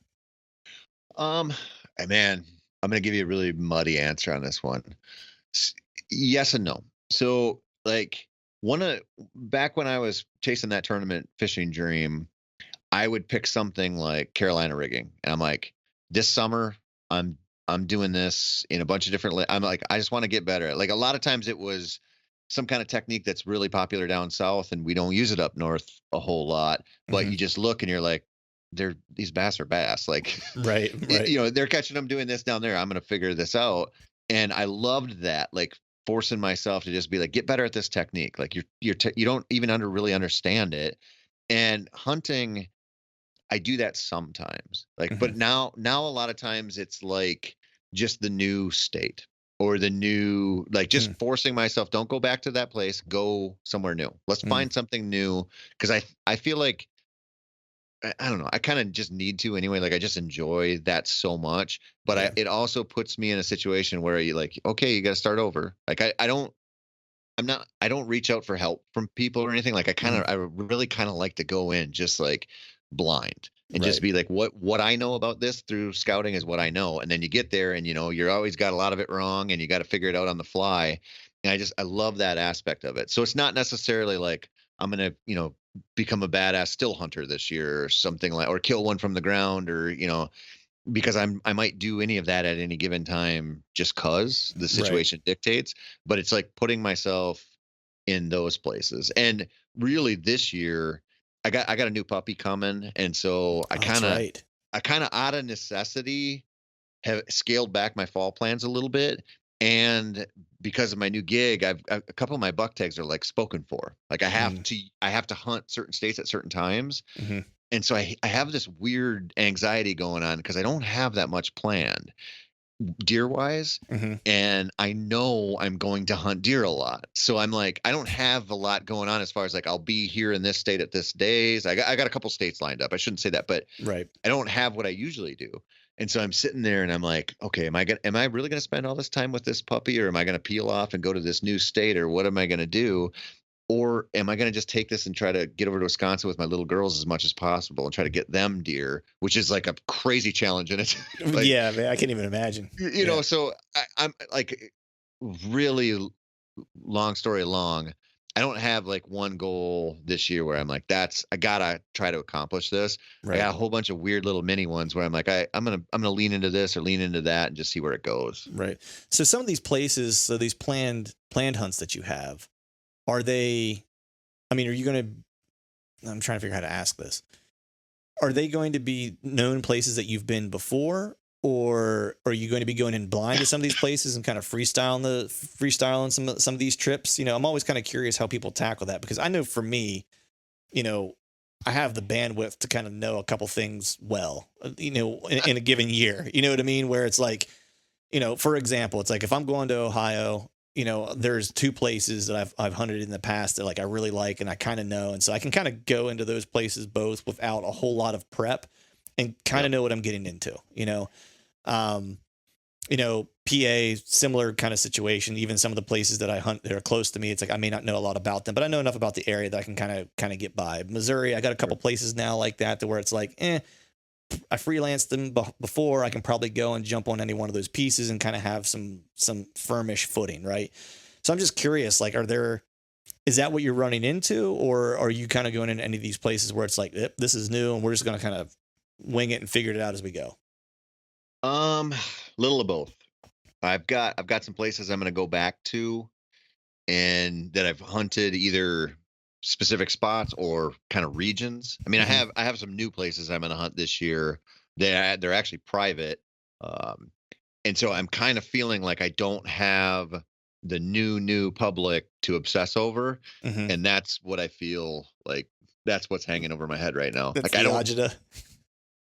I was like, I'm not gonna do that. I'm just not gonna do it this year. I'm gonna take care of the puppy. I'm gonna take my girls out, and I can just feel it like weighing on me. Like just find something for a long weekend at some point. Go somewhere new. I Right. don't know where it's. So I would say like I'm like 87% of the way there. I just don't know where it's going to be. Right. Hey man, the Poconos, I got a It camper won't you be can there. I sleep. can tell you where it won't be. I got a camper you can sleep in and everything, man. I'll take care of you. Be all good. Man, you know, I would love to this is the truth. There's so many places I would love to hunt like that just to see them.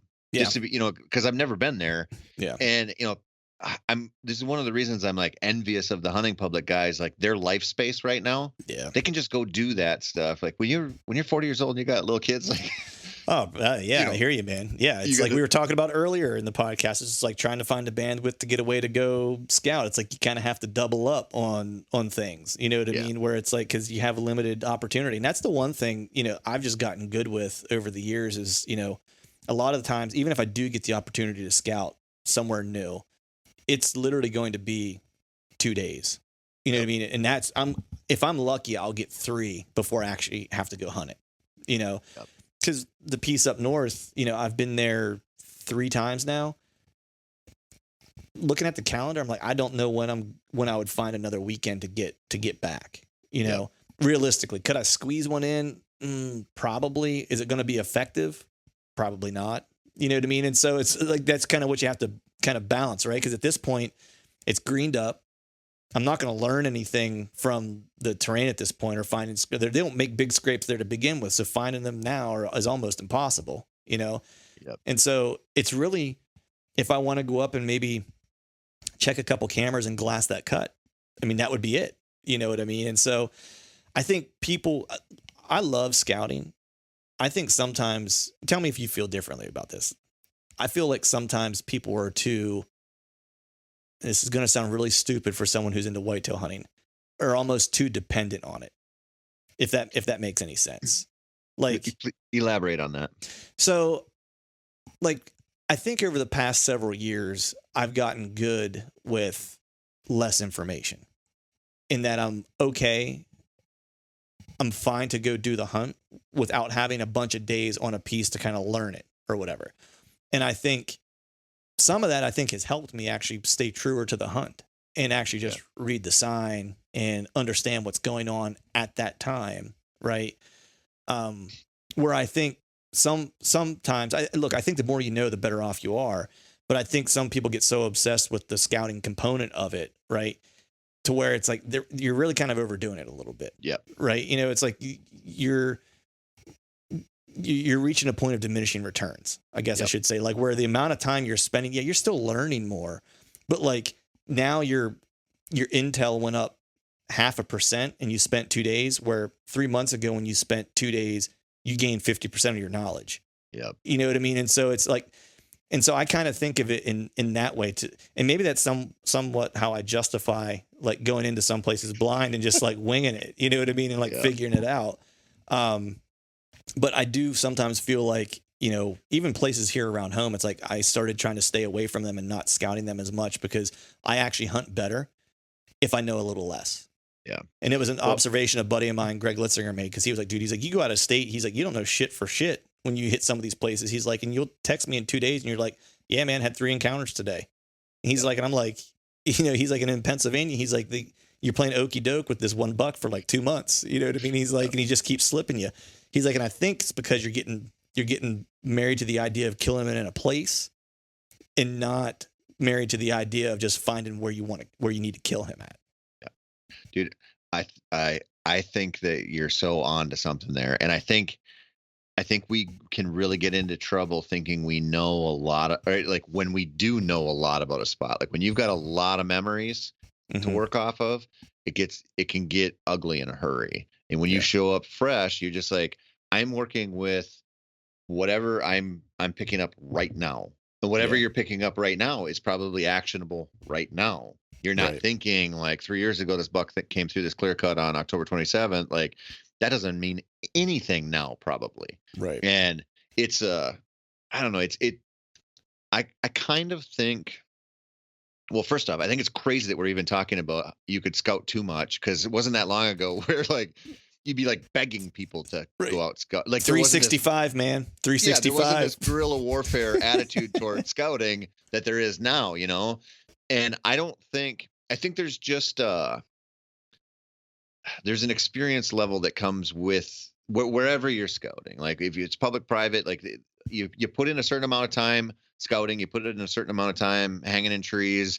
Like you get to a comfort level point where it's maybe not necessary to go out all the time, but I think you got to get there. Like I think great hunters exist because of that love of scouting at one point of their life. Oh yeah, yeah. Like I don't think I don't think you can.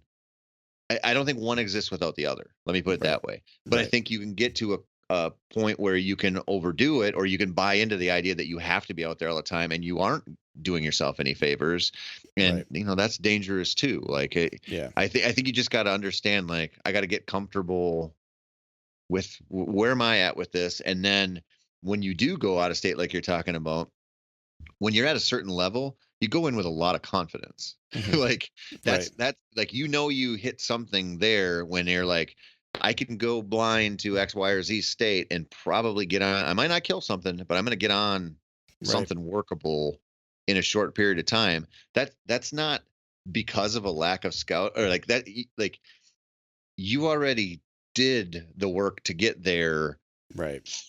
A bunch of other parts of your life, and it just happens to play really well into what you're doing now. But you probably wouldn't be confident to do that. You wouldn't be an over the road killer if you didn't kind of have that history already. Does that make sense? No, it totally does. And I do think it's somewhat parcel dependent as well. You know what I mean? I think, like, for example, piece in the Poconos, like I would probably never freelance hunt that because you could just wander for weeks up there and not find anything. Right. So I think there is a piece of like understanding what's there that you have to kind of go through. I think some of the pieces, I'll just use me as an example. Some of the stuff that's around here, I didn't even postseason scout any of it, because I was like, I know what they did. I know where the sign had been previously this past year. I kind of know how the deer are using the terrain there. I know where the pressure's at. So I'll go hang some cameras and then I'll go in October and start to hunt it. And I'll figure out how it has or has not changed, between last year and this year, and that is that I feel better about that, because then what I do is I use that time I would typically spend doing that, going to explore new places, you know what I mean? And learn those areas. Right. And so maybe that's a better way for me to frame it. It's not that scouting, it's diminishing returns. I think scouting the same piece over and over and over again, thinking you're going to find something brand new every time, or that something's going to be different. And it does happen, right? But I would say you're probably better off finding other places to scout that give you another perspective, a fresh look, and maybe even turn into another place that you can potentially hunt, right? Yeah. And that's what I did this year, on this one piece that I lost the deer, didn't know where he transitioned to. Found some hammer scrapes, and some rubs. Actually found a bed, which I never do. And I think I figured out where he went to. Right. And so instead of going and scouting his old haunts that I found that I knew he was in like October and late September, I just went to a different area that I'd never been to before and was like, well, this would be where I would go, and I scouted that part and figured that part out. Right. But the truth be told is, like, I'll probably never go back in there and scout again. Like, I'll hunt it. If I don't hunt it for a year or two, I'll go scout it again. But if I hunt it, I probably won't scout it. Yeah. If that makes sense. Yeah. I mean, I think, yes, it does. And I think that there's kind of like an undersold, maybe an understated aspect of scouting that we don't talk about a lot is, we look at it like you got to get in there. You got to find the scrapes. You got to find the rubs. You got to find that bed, trails, like the sign. But there's also just like a familiarity with the terrain, right? Like, and once you get like, that's understanding the terrain is a huge component of being a good deer hunter in a specific spot. And it translates well to other spots too, but we don't, like you can know a spot really well. Like eventually you can walk in enough and go, I know where every bench is and every low spot. Like you can finish that part just about. So then it's like, okay, there might be a refresher course you need somewhere in there on some new mast or maybe something changed, but you're, when you're in a new place, like when you think about when you go to Kansas or you go to a new state, so much of what you're doing is, you're looking for sign, but you're also just like, I want to learn the terrain. Like I want to know where's the low spots, where's the high spots, where's the crossings. Like I want to just see what does this look like as far as how deer will walk across it. Right. And that's a lot of times one of the biggest things that I want to see is, there's just so much that's not necessarily on a map because it might not be the most recent. Right. And that's a lot of what I've run into whenever I've gone north to scout is like, I'm looking and like the cuts, like the map that's there is not the most recent. So there's cuts that exist that I don't know about. Right. And that's where having a buddy up there actually came in really handy and critical because he was like, oh, there's a cut over here. There's a cut over here. There's a cut over here. But the maps just haven't been updated, and so Yep. it's like, and not just that, but it's then like, what are some of those internal like skidder roads and stuff like that don't show on a map, right? It's like, well, how do they piece together and how do you get from one place to the next and stuff like that and try to use them for, slick access and stuff like that. And that to me is all the things that are like super, super worthwhile to figure out for sure, especially if it's a new area. But going back to saying like, I think it's parcel dependent. It's like, I think Big Woods is much more like that. Cause I know, a guy I had on Nathan Killen, Virginia, kills hammer deer in the mountains of Virginia like every year, mature deer, and he targets deer in the mountains, which is like blows my mind, right? He's hunting Appalachia. Let me say it correctly. And and is killing like 4 to 6 year old deer and targeting like 2 to 3 deer a year and killing one of them. And That's it's like, awesome. and it's just like in big woods, like just places where you'd be like, you can't target deer in that area. And he does, but he scouts his ass off. And a lot of what he's looking for, and this was interesting, something I want to start to adopt. And I'd love to hear if you've ever used this before, but he scouts a lot because he's actually looking for how the food's changing there because food's driving everything there. Like where acorns at and where browse is at, like where acorns are going to drop. Like he needs to know that because that's going to be where it's kind of what we were talking about. They exist in pockets in those areas. And if you're not in the pocket, you got no shot, and so you have to know where that food is. But the one thing that he does that I thought was interesting, like, conventional wisdom would say, you find a big rub or scraper or a rub line or whatever. It's like a lot of people are going to hunt that, especially if it's hammer, right? Big sign, right? But he never hunts the actual sign. He always hunts off the sign somewhere. Like he's never on it, right? And so typically whenever I'm hunting a scrape, we'll use that as an example. If it's a primary scrape and I'm pretty confident it's a primary scraper, I'm going to hunt that scrape, right? What he was basically saying was he was like, I'm going to hunt off of that and figure out how he's kind of getting to and from and what other terrain feature he might use. He's like, for a couple reasons. He's like, one, he's like, someone else probably saw that sign at some point and may also be hunting that. He's like, so that deer might have an aversion to heading directly to that particular, scrape or, rub line or whatever the case is. And they're a very specific kind of use case for deer as like a communication hub. And they don't necessarily always need to be there to know what's going on. And so he very rarely will hunt. And he said he's missed out on killing too many deer earlier in his life by hunting the sign, that when he started hunting off of it is actually when he started having more encounters and just better overall success. Seemed very counterintuitive to me, but after I thought about it, I was like, it totally makes sense. I think it'd be really hard for me to adopt because you just want to go to that sign. Well, he's using the sign as one data point. It's one part of the puzzle, like Yeah. it's one clue, but he's not ending his search there. Right. And that's kind of what we're like, when you talk about hunting scrapes, like it makes me nervous to even think about that because I don't hunt scrapes very often. I use them as like, okay, there's a reason this is here. Like, Right. Where are they? It's kind of the same thing. Like the rub line thing.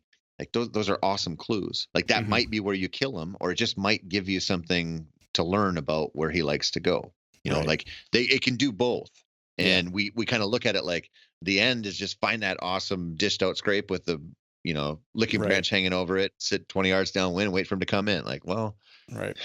a lot of people have sat and watched squirrels doing that, Right. Yeah. And I think, I think you have to almost qualify that sign as well, right? Because it's like, a regular scrape probably wouldn't sit.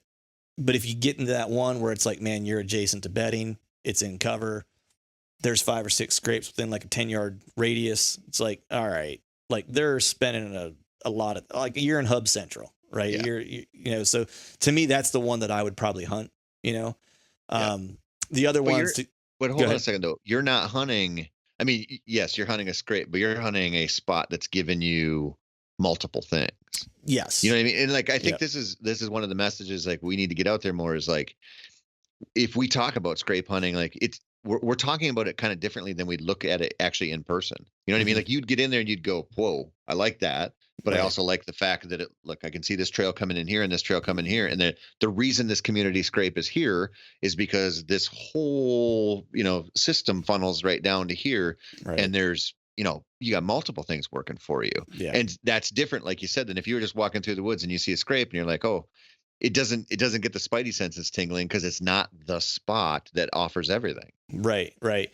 Yeah. It's interesting because I was talking with some folks from Maine that hunt the big woods up there, and they actually are very discerning when it comes to scrapes, like to the point of like things that are just like frustration pawing, right? A lot of people around, I think these areas, right, are just like typical whitetail ranges would look at those as being scrapes, right?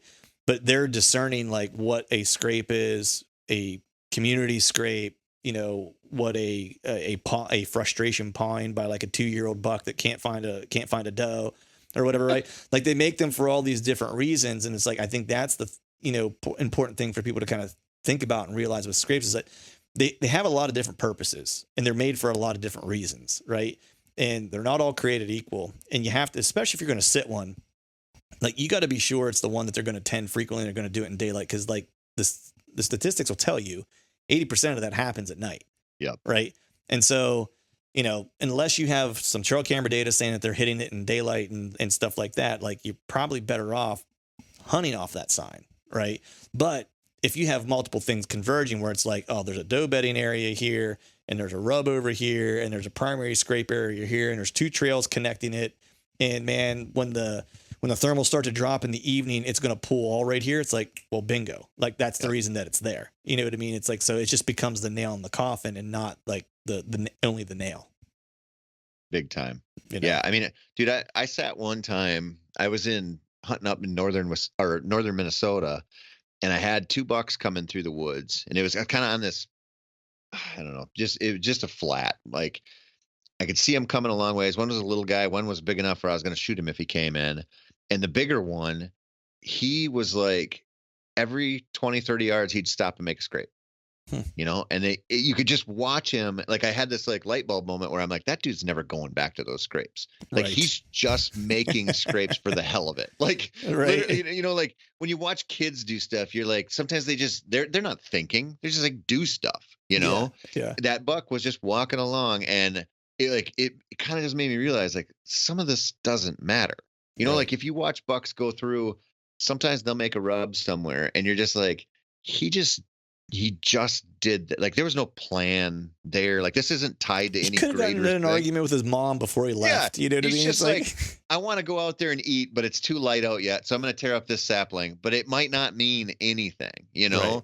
Yeah. And so it's really about those like how many boxes does this check? Like, and you know how it is. And like when you're talking about those guys up in Maine, you think about if you were just like, I'm going to go hunt scrapes because it's October 10th, which might be a great plan, right? Right. But if you showed up in Nebraska and you were like, I'm going to do that, it's like, which one? There's 5,000 of them in every woodlot. Right. You know what I mean? So like, which one is really going to give you something to work with? There has to be something more going on. Right. Yeah. It's got to be a piece of the puzzle, to your earlier point, right? That kind of like all roads are leading to here. I actually had that happen today while I was out hanging trail cameras. There was an area that I hunted a couple times last year. It was actually where that big deer I had that transitioned where I lost him from. That's, I actually got him on a community scrape in that area. And so I was going in, there's 2 spots that I have to hang cameras in there, in both kind of scrape areas.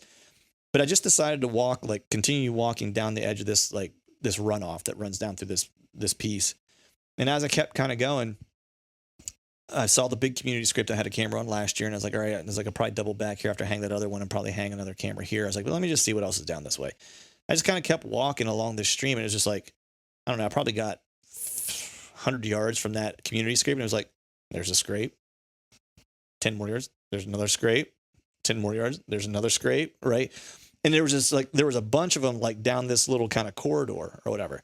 But to your point, it's like, I kind of looked at them and I kind of was surveying, you know, the land around me, and I was looking at my map and like, are they going to really use this or not? You know, because all the action I had seen previously was going like east and west, and this was running north and south. Right. And so I was like, are they actually going to use this? Like, what is down here that's like the priority for them to be down here? And once I walked a little further, it's like it all kind of opened up. Right. And so I was like, all right, I felt like those were just kind of, they weren't very big, you know, and like in my mind, I'm like, okay, these are just, they were probably worked at a very specific time in probably at the end of the season, because I can still see them. Right. Yep. I was like, this is not their destination area. Right. There's no reason for this to be their destination area. Like the cut is over here and there's a cut over here. And this is like actually going down in between them. And the one community scrape is really kind of off the edge of that one cut. And then the other one is on the back side of it. I was like, I feel like those are the two like priority kind of primary pieces. And those other scripts that were down lower are the ones that are probably the most easily accessible from private as well. And then after I walked down just a little bit further, tree stand. Right. And so then all of a sudden it became like, okay, these are now null and void, right? Like they're no longer in play. My spidey senses told me that they weren't the right ones. And then I just confirmed that there's going to be people in here right near these. And that's why that stand is there. Right. Yep. And so it's interesting that we're talking about that now, because I just literally had that happen to me today. And for a second I was like, well, man, there's 5 in a row. You know, yep. It's like playing, you know, some type of card game. I get 5 in a row and I get excited. Then I saw everything else that was going on around it, and I was like, probably not the priority spot. So yeah, I mean it sucks, but it happens constantly. Yeah, and I mean I think, you know, correct me if I'm wrong here, but it feels like when you talk about something like that, that's a spot where you might be able to hunt it, but you'd have to talk yourself into it. Yeah. And if you have to talk yourself into hunting a spot, it sucks. Yeah, like, 100%. If you have to be like, I should probably just try this and set here, like you're probably settling, you know? Totally. Well, man, it's almost like you're in my head, dude. Because I literally, as I was standing there looking at it, I was like, I would hunt this if like everything else sucked. And there was like, and like the wind was wrong for everything else, you know? It was too early to go into like a different spot or whatever. I was like, I would throw a Hail Mary at this, like, opening weekend, you know what I mean? I was like, just to see, you know, but I was like, anything otherwise, I was like, probably not worth it. But yeah. Well, cool, man. I've kept you here for an hour and a half. I want to be sensitive to your time. If want to make sure you got time to spend some time with the family. I did have one other question for you though, if you have a second. Go ahead, buddy. So that was a false ending for everyone who's listening. That wasn't the ending. Sorry, kids. Sorry. We're going to keep going. So you're getting a new dog, a new pup, right? I got my old dog. He's not old. He's like 4, just turned 4. Or he just turned 4. Starting to work him on learning how to find sheds. And I think he's doing okay, but I have nothing to judge it against. He finds them in the yard fine. You know, I throw him. At first, I started with him, just letting him play with it in the house, right? So you kind of get used to it. And then I took him outside because he's a black lab. The dude, he's smart. I trained him how to go get my paper in 3 minutes. Like, and fetches the paper. He does what he's supposed to do. He'll go retrieve anything you throw, right? Yep. So then I started throwing the shed in the backyard, letting him see it, putting him on a stay, making him stay for a couple seconds, wouldn't just let him dart after and then say, go find a shed. He would go and find it. And earlier whenever I'd play with him with a ball or whatever, he really didn't want to use his nose a whole lot. And so the shed now, all of a sudden he started using his nose, which was really cool. I love watching a dog work, you know, it was cool to watch him start kind of trying to sniff it out. Right. So the grass was short because I just mowed, so he could kind of see it too. So he was picking up the shape a little bit and stuff like that. And then the grass got a little taller, and I did that purposefully. So I could throw the shed, and then it would kind of lay in the grass a little bit or underneath a bush or whatever, and he'd have to sniff it out. And he was doing that. And then I'd put him in the sunroom, and I would go out myself, and I would hide it, you know, and then I'd tell him to go find the shed. That would take him a little longer, and sometimes I'd have to like walk toward it to let him get downwind of it, you know, and then he would find that. So I took him scouting there like 2-3 weeks ago, whatever it was. And I just wanted to see what he would do, you know, and I took a shed with me. So he would end the day with a shed, you know. I was like, put a shed down close to him when we got close to the truck and let him find it. So he wins. We were in the woods, and I was, you know, just wanted to see what he'd do. And I was like, hey, Rocky, find the sheds. Go find the sheds. And he got all amped up, stood around, spun around a couple times, and he just was like looking at me, like didn't know what to do, right? And so I'm struggling with how do I get him to translate, what we do in the backyard to get him to think about it whenever he's not in the backyard. So any tricks, tips, or suggestions for that? Oh man, we got time for another podcast? Yeah, I know, right? My other life is bird dogs, and I've done a lot of shed dog work, a lot of it, a lot of shed dog training. I've written about it. I've interviewed, Dockin was like one of the pioneers, Jeremy Moore. I mean, the thing about shed dogs, the thing that's awesome is the training can be fairly easy because everybody has a shed. Mm-hmm. Like not everybody has a bunch of live roosters they can work with, right? Right. The downside of shed hunting when you live in the real world is you probably have kind of shitty real shed hunting. Like you probably don't go out and just find tons of sheds. Right. So you got to work at first with what you've got. And so you got to think about that dog is the one thing that we ask bird dogs to do where there's pretty equal division between nose and eyes. Like we don't ask I should say, well, in duck hunting, they're looking a lot, but if you take a pheasant dog out, you're not like look for the pheasant, right? Like it's just always your nose, use your nose. And, they might see them sometimes, but with a shed, you want that dog to be using his nose. But I kind of think that the eyesight thing is more important, training them to look for antlers. Right. And so you got to recognize that. So you should be using big antlers, or like people will cut antler silhouettes out and then put a real antler below it. So you get them out into like a picked bean field and they look, or a softball field or something, soccer field, whatever. They look and they see a giant shed looking thing and they run up there and their reward is a shed underneath it. Right. It's just the eyesight connection. When you do the nose work with them, what he's working off of is your hand scent. It's not the scent of the shed. So that's where people hit a real problem, is that dog always keys in on the scent of your hand. It's way more scent than the antler. Okay. And so that's what they're working on, which is okay to start with. Like you just want to make that association. This is a fun game. You're a retriever, go retrieve this. You'll get praise, a treat, whatever. Right. So it's okay. Eventually you got to take the scent off of there and get them. There's some commercial scent out there you can buy. Dawkins got one, Jeremy's got one, and that's to mimic, like Dawkins mimics that waxy base that like a fresh antler has, but a lot of times they're just seeing it. They see something white. So like my first dog that I trained for sheds, I didn't know this was happening. I learned this later, but she would see some like piece of white trash in the woods somewhere and she'd run to it. Because she was like, oh, that might be an antler, and right. I didn't make that connection until I learned later what was going on. And so what I ended up doing, this is kind of how I figured out a lot about deer, like scent killing sprays and things like that, is trying to work with my dog and make sure I don't want her to smell my hand. Right. So I would take an antler, spray it down with, some kind of scent eliminating spray, throw it in our backyard where we've got kind of like a little pond and kind of a wild area. And 2 days later, I would take her out where I knew she couldn't see it. Like it's not visible. Right. And she'd be running downwind, stop on a dime and go get it. And I thought that dog's still picking up that extra scent on there. And I know these are old sheds. It's not like they're not giving off scent like a bird is. Right. So the only thing I found that really worked was an ozone unit. Like I could kill the scent on gloves and a shed, and then you could see the dog have to work with its eyes. And it kind of made me rethink a lot of the deer stuff. Like I'm like, okay, because if you look at a dog's nose and a deer's nose as far as scent receptors, they know dogs are smelling in parts per trillion. Right. So I had a guy who's a researcher on that explain it to me as if you take an Olympic sized pool and there's like 3 drops in there of water, that's what that dog's smelling. Like, wow. I shouldn't say that. If it's full of water and there's 3 drops of something else, that's what they're smelling.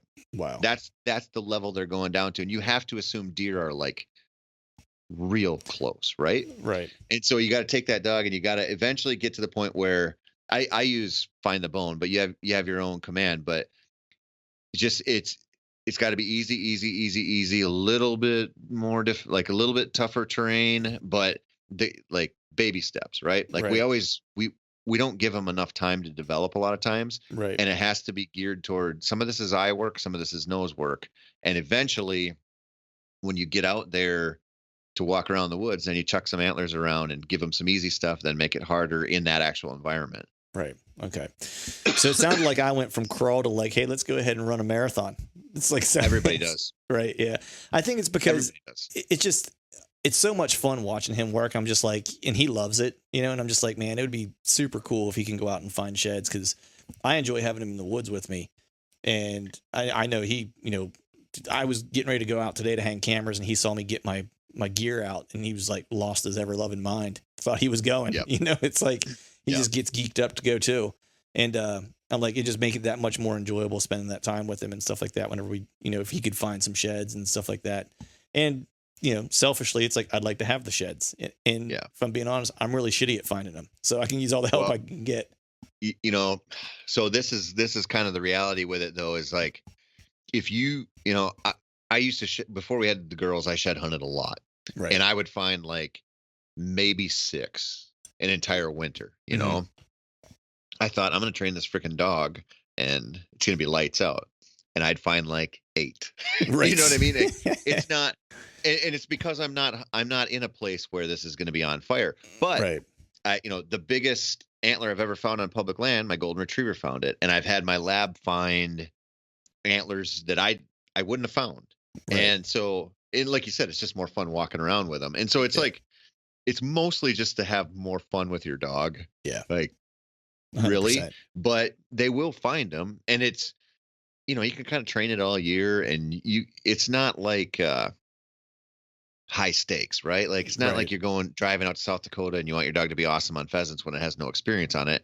Like, this is like, who cares? Like, if it does a little bit better for you. Yeah. If he finds sheds, great. If he doesn't, I don't find any usually either, so it's not like it's not a big deal. 'Cause he typically goes on trips with me. He went up to the Poconos with me. We spent a weekend in the camper and stuff like that. And so it's just kind of cool to have a companion, 'cause a lot of this stuff is a solo mission a lot of times, you know what I mean? Yeah. And it's just cool to have a buddy, a dog along with me, 'cause it just makes it that much more enjoyable. You got a little camp buddy to hang out with in the evenings and stuff like that. So it's, and he listens well in the timber. So he's not like a pain to take along, he doesn't, he's not going to run off or anything like that. So it's just, I was like, if I can up the ante a little bit and have him, really partake, I was like, that'd be super cool to watch. So. Yeah. Have you been with him and found one and had him pick it up yet? I haven't yet. It wasn't until actually after I got back from a scouting session where we found a couple sheds, and I was like, it wasn't a prize shed, should we say? And so I finally was like, all right, I got a shed I'm willing to give to the dog. I was like, let me see if he can figure this out. And then I watched some of Jeremy's videos, I think, just to kind of how to get started and stuff like that. And I was like, well, I'll just go outside and start making it a game with him and see how he does and see if he even cares, and so, but I should have known that he would. I mean, that's what he's built to do, is go find stuff, and so like he thinks it's awesome. Yeah. I mean, this is tangent level stuff here, but their quality, like your quality of life gets better when you go on those trips and you take him out and he's just with you. It's just more fun. Right. But his quality of life goes through the roof. Like, dogs love going out into the woods and just smelling stuff and running free. Like, it's just, they just love it, and we a lot of times even with like bird dogs, like they kind of got their role, their house dog, we throw the bumper for them or whatever, but there's a lot of times where you don't take them to do that stuff. And like, that's just pure enjoyment for them. They just love it. Like, they just need that to go explore and smell everything and just have some fun. And it's good for everybody. Yeah. And I mean, I have to remember too, it's like that they're made to do that. Like and I think that's what some people forget. Not people who hunt and that use their dogs for that, or, work with their dogs that way, but people who own dogs just as pets. They're nice to have as pets, but like a lab, for example, it's like he was bred to do a certain thing, and if you don't let him, people think, well, it's too hard on him if he's out there all day or whatever. It's like, well, no, that's what he's made to do. You know what I mean? Like, that's, he's built to do that. That's when he wants to work. Yeah. It's way worse for him to lay on the couch all day. Yeah. Exactly. Way worse. And we're kind of like, we're in a weird spot with working dogs, where we know more about their history and their coevolution with us than ever. and we know more about like what they actually need to eat and what they're like they need to be happy and like why they're good with us and how they can be better with us. And yet in some ways, like some people are working with that and like really leveling up that relationship.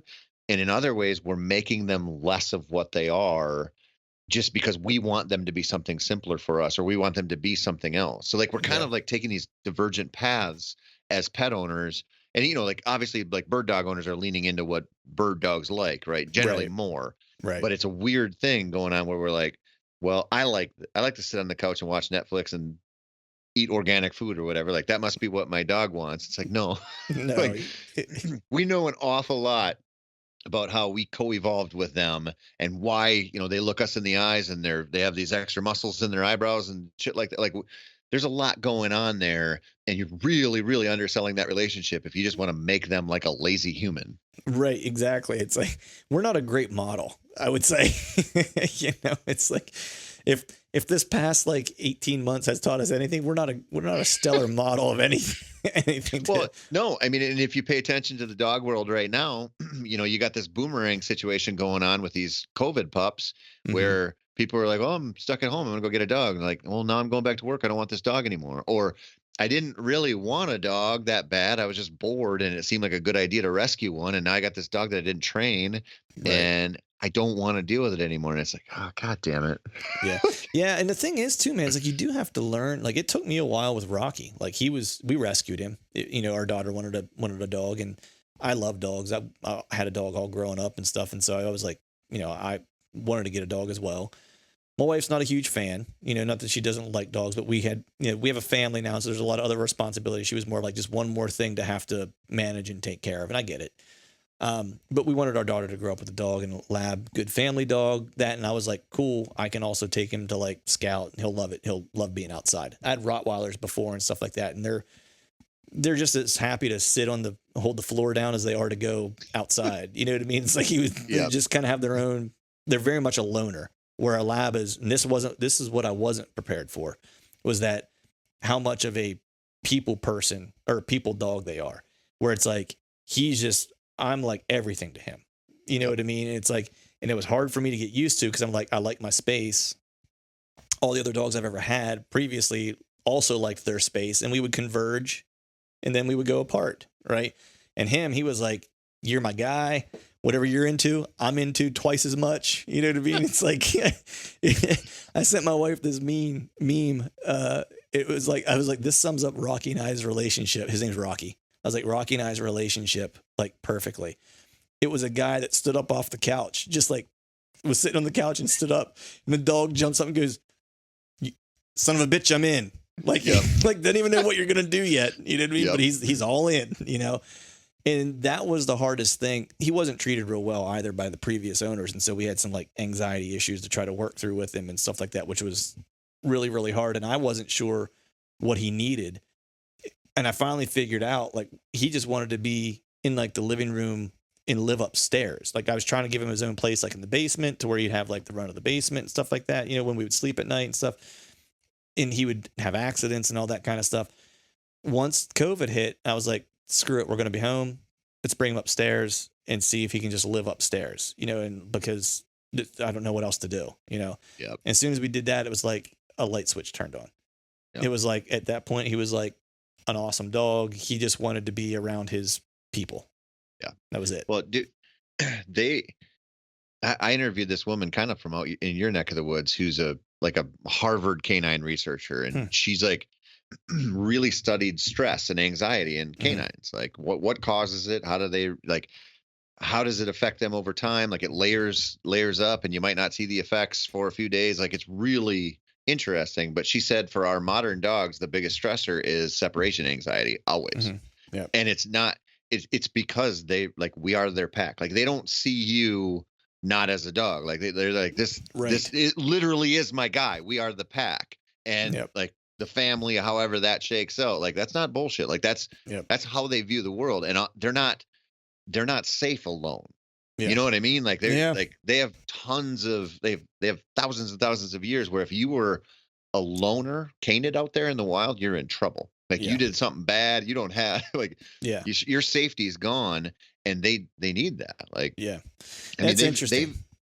oh, dude, it's the coevolution of man and dog is freaking fascinating. Like Yeah. they have, you know, if you take like a wolf, they have these muscles in their face that aren't developed that the way a domestic dog is, and it's because it can change the shape of their eyes and they can give you those puppy dog eyes. Hmm. And it's because they learned they like this is an unintentional like evolutionary thing. Like, well, I guess maybe you could say it's intent. They didn't choose it; it just happened through Right. evolution. But they learned to hack the oxytocin feedback loop that developed in us when we look at our infants. Hmm. So when you look into your baby's eyes, you get this oxytocin kick in your brain, Right. this good feeling. So does the baby. Dogs somewhere along the way figured out if Jeez. we look in their eyes, this happens. It's not Right. supposed to, and it only gets better. Like the cuter they look, the more we look at them.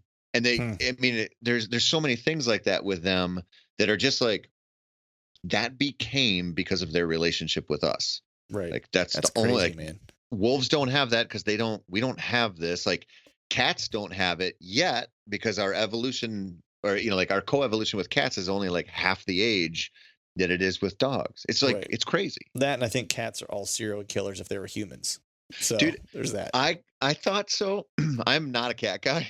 I interviewed a woman who is really, really well educated on this, and she said she thinks cats will be dog level companions eventually.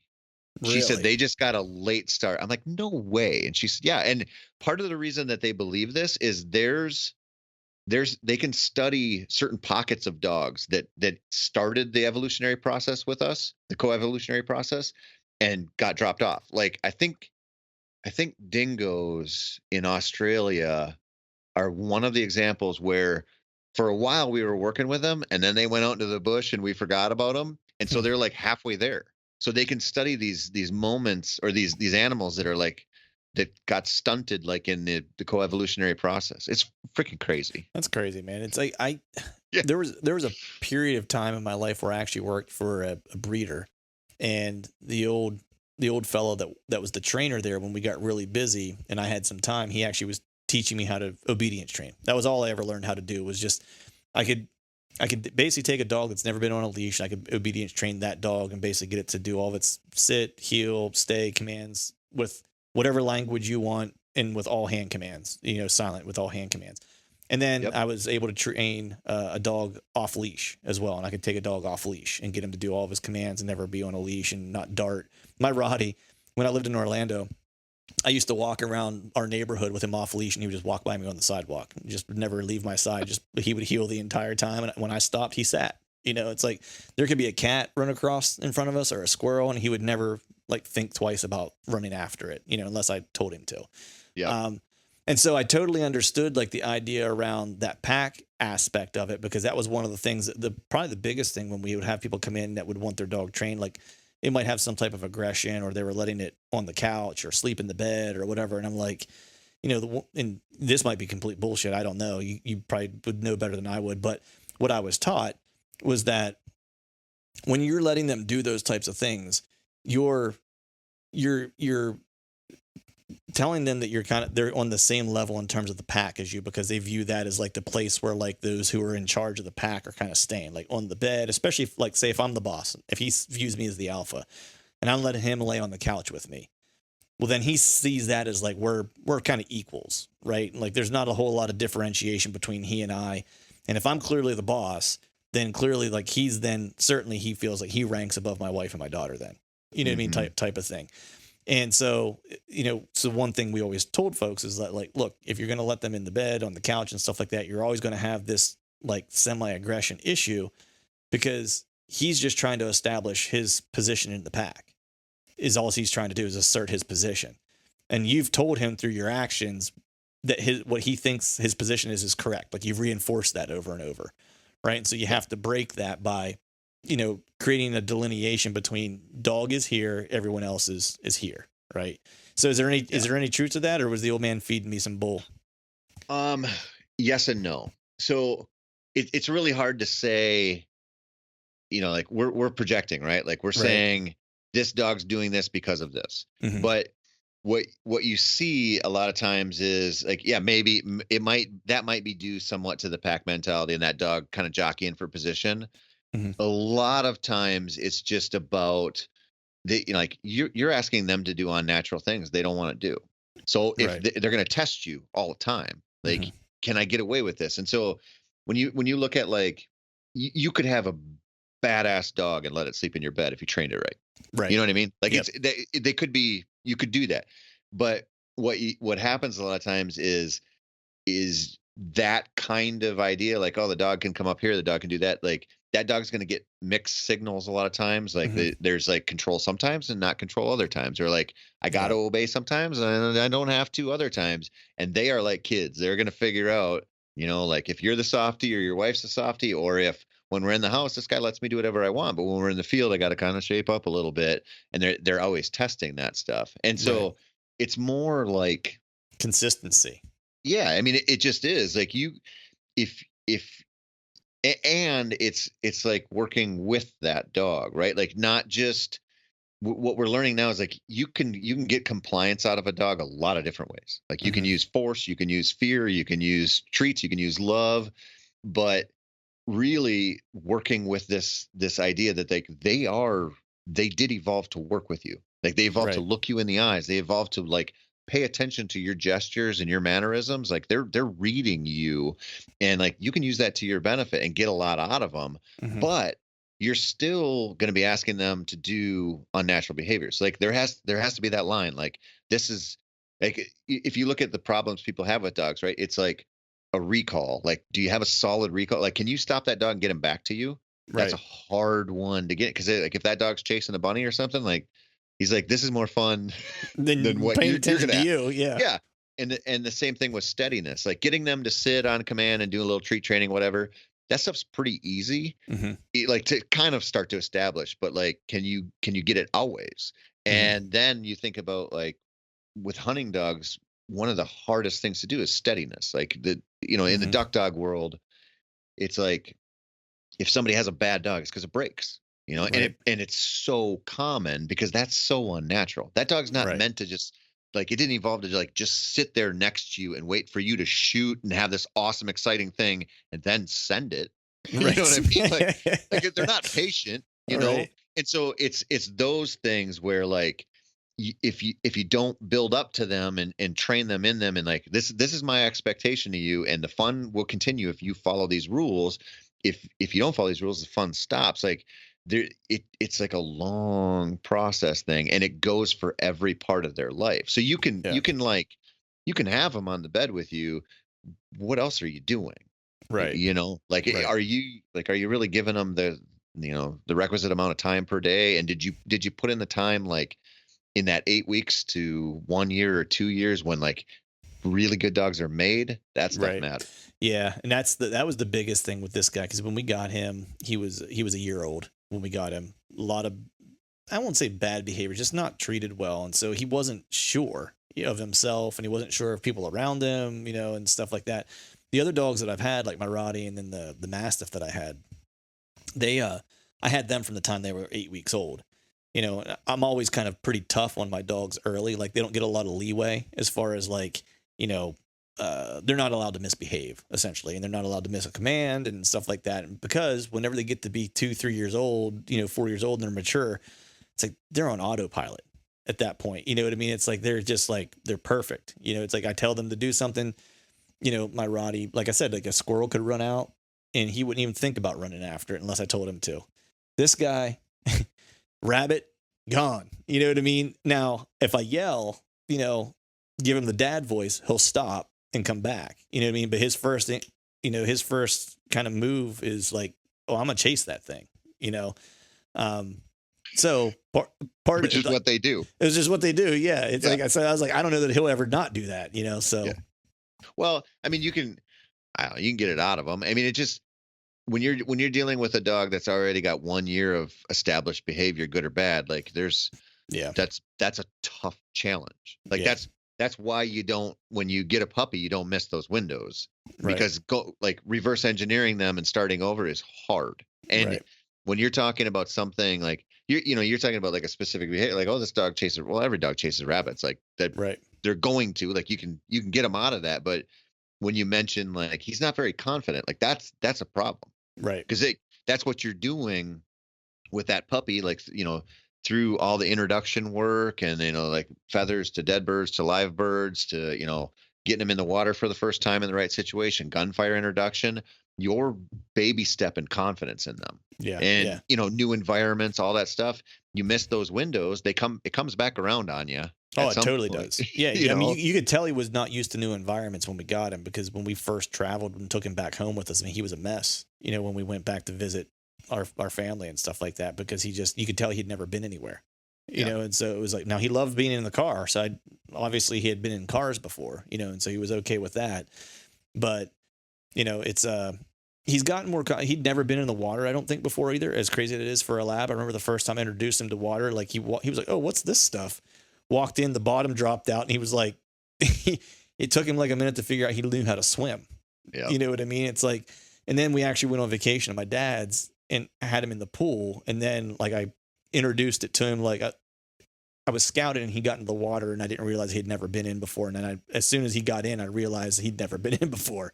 And so when we went to my dad's that summer, I made a point to get him in the pool and get him to swim back and forth and stuff like that, to understand like, hey, the water's not scary. You know how to do this. And then I couldn't get him out. Like, it was just like, that's all he wanted to do was swim, Yeah. and he just needed to be confident with it. Like he just hadn't had the experience. Dude, it's weird. We make that assumption that labs will just take to water. It's really common for people to have labs that don't. Mm-hmm. And, a lot of it is that first exposure is scary or too cold or something. Like when you hang out with like, really well-versed retriever trainers, their process for like a water introduction seems like way overkill, but it's like, get a hot day, find something with a really gradual sandy bottom, get that dog working so the water's appealing, and then make sure it gets into a situation where it will never get in above its belly unless it wants to. And like, it's like, all it is like all these little safety checks built in there, so they don't have that situation where it's like, now I got to work this out of them. It's just the same thing with gunfire introduction. Like that one's worse. If you screw that up, you got a big problem ahead of you. The water thing, like you usually get them to come around on that, but sometimes you don't. Like they're quirky, they're individuals. Right. And so when you pay attention to like the people who've dealt with a wide variety of dogs, like they really build in, like they have a protocol and they follow it, because they know if it goes wrong, it might break really bad for the rest of that dog's life. Right. Nice, man. Well, now we've been going for 2 hours. That was a false ending that we had earlier, but I'm glad we got into the dogs, because that was actually one thing I wanted to talk to you about. We'll have to do a whole podcast on dogs, because I'm really getting into working with him, because he's awesome. This past year has been like a watershed moment for him, and it makes me super happy, because he's now like fully part of the family, and he's calmed down and he feels safe here now and stuff like that. And so now I'm like, well, how can I just get him involved more? How can I do more stuff with him? And so, can you blood trail with him out there? Yes, you can.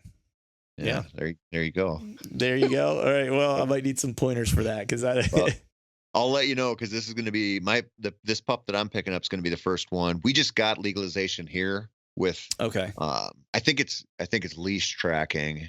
I think it's the same in Wisconsin. It is. I think it's the same thing here now. They got to be on a cord, like a 30-foot or shorter cord or something. I'm pretty sure it's the same. I'm pretty sure it's the same thing here. A buddy of mine, my buddy Dan Baez, his wife and he got a blood tracking dog. I want to say like 2 years ago, maybe, and they're out around Pittsburgh. And I don't know for certain, but every picture I've ever seen with them or video I've seen with them has been on a lead of some sort. So I think it's the same thing here. So it's a pain in the ass.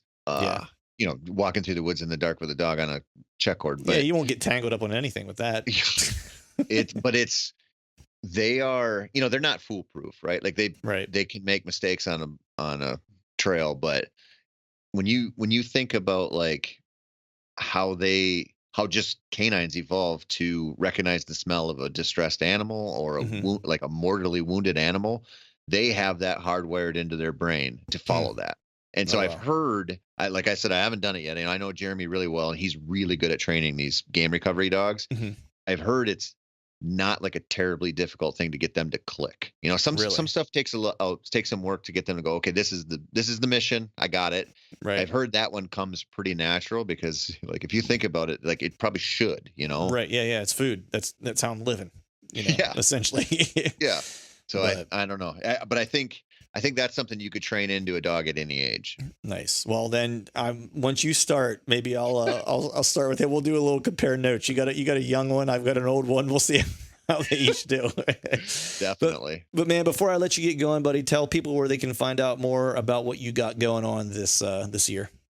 Well, if they like this dog tangent we went on, I do have Sporting Dog Talk. That's the other podcast I've got. And Mhm. I'm interviewing trainers and breeders and canine researchers and historians, and it's fun. If Right. you like dogs, that's what it's about. Nice. Doing a bunch of stuff for Meat Eater now. Got a whole bunch of stuff coming out with them really soon. So most of my whitetail stuff's going to be there. I should say that all of my whitetail stuff's going to be there for a while now. So that's, there'll be videos, there'll be Videos, podcasts, podcast, everything you could possibly think of. writing. Yep. Nice. So that's where I'll be for the most part. And then if people invite me on podcasts like this, Right. Or follow you on Instagram, see what you're up to. Yeah. Tony J. Peterson, you can see my daughters catching giant fish. Yeah, lately. man, they're ripping lips lately, man. I was checking dude. it out. So fun. Nice. They are just like cocky, like they just love showing everybody the size of the bat, and they're catching big fish. Like, it's I saw that. I was like, these aren't small fish. This isn't just like little kid fishing off the dock. They're catching 20 plus inch smallies and 20 plus inch largemouth and being some the decent tournament northerns before and you stuff. know it. And they like there's a lot of little boys up there where we go up to the lake, and cousins and friends of the family and stuff, and they really like talking about the size of fish they're catching because those little boys aren't catching those. Yeah, nice. I know, I love it. Awesome, man. Well, dude, it's always a pleasure hanging out with you, buddy. I always appreciate you coming on. Always a good chat. And let's not make it so long next till we get to chat again next time. Whenever you need it, buddy. Thank you so much for having me on, man. All right, folks, that is a wrap for today's show. I'd like to thank all of you for listening. And if you haven't yet, please head over to iTunes and leave us a 5-star rating. And hell, while you're at it, head over to YouTube and give us a sub there too. I'd be super appreciative if you'd be able to do those two things for me. And before I shut this thing down, I need to give a big shout out to our partners who continue to help us make this podcast possible. Tethered, Exodus Outdoor Gear, Skull Brew Coffee Company, and Maven Optics. And until next time, we'll see y'all.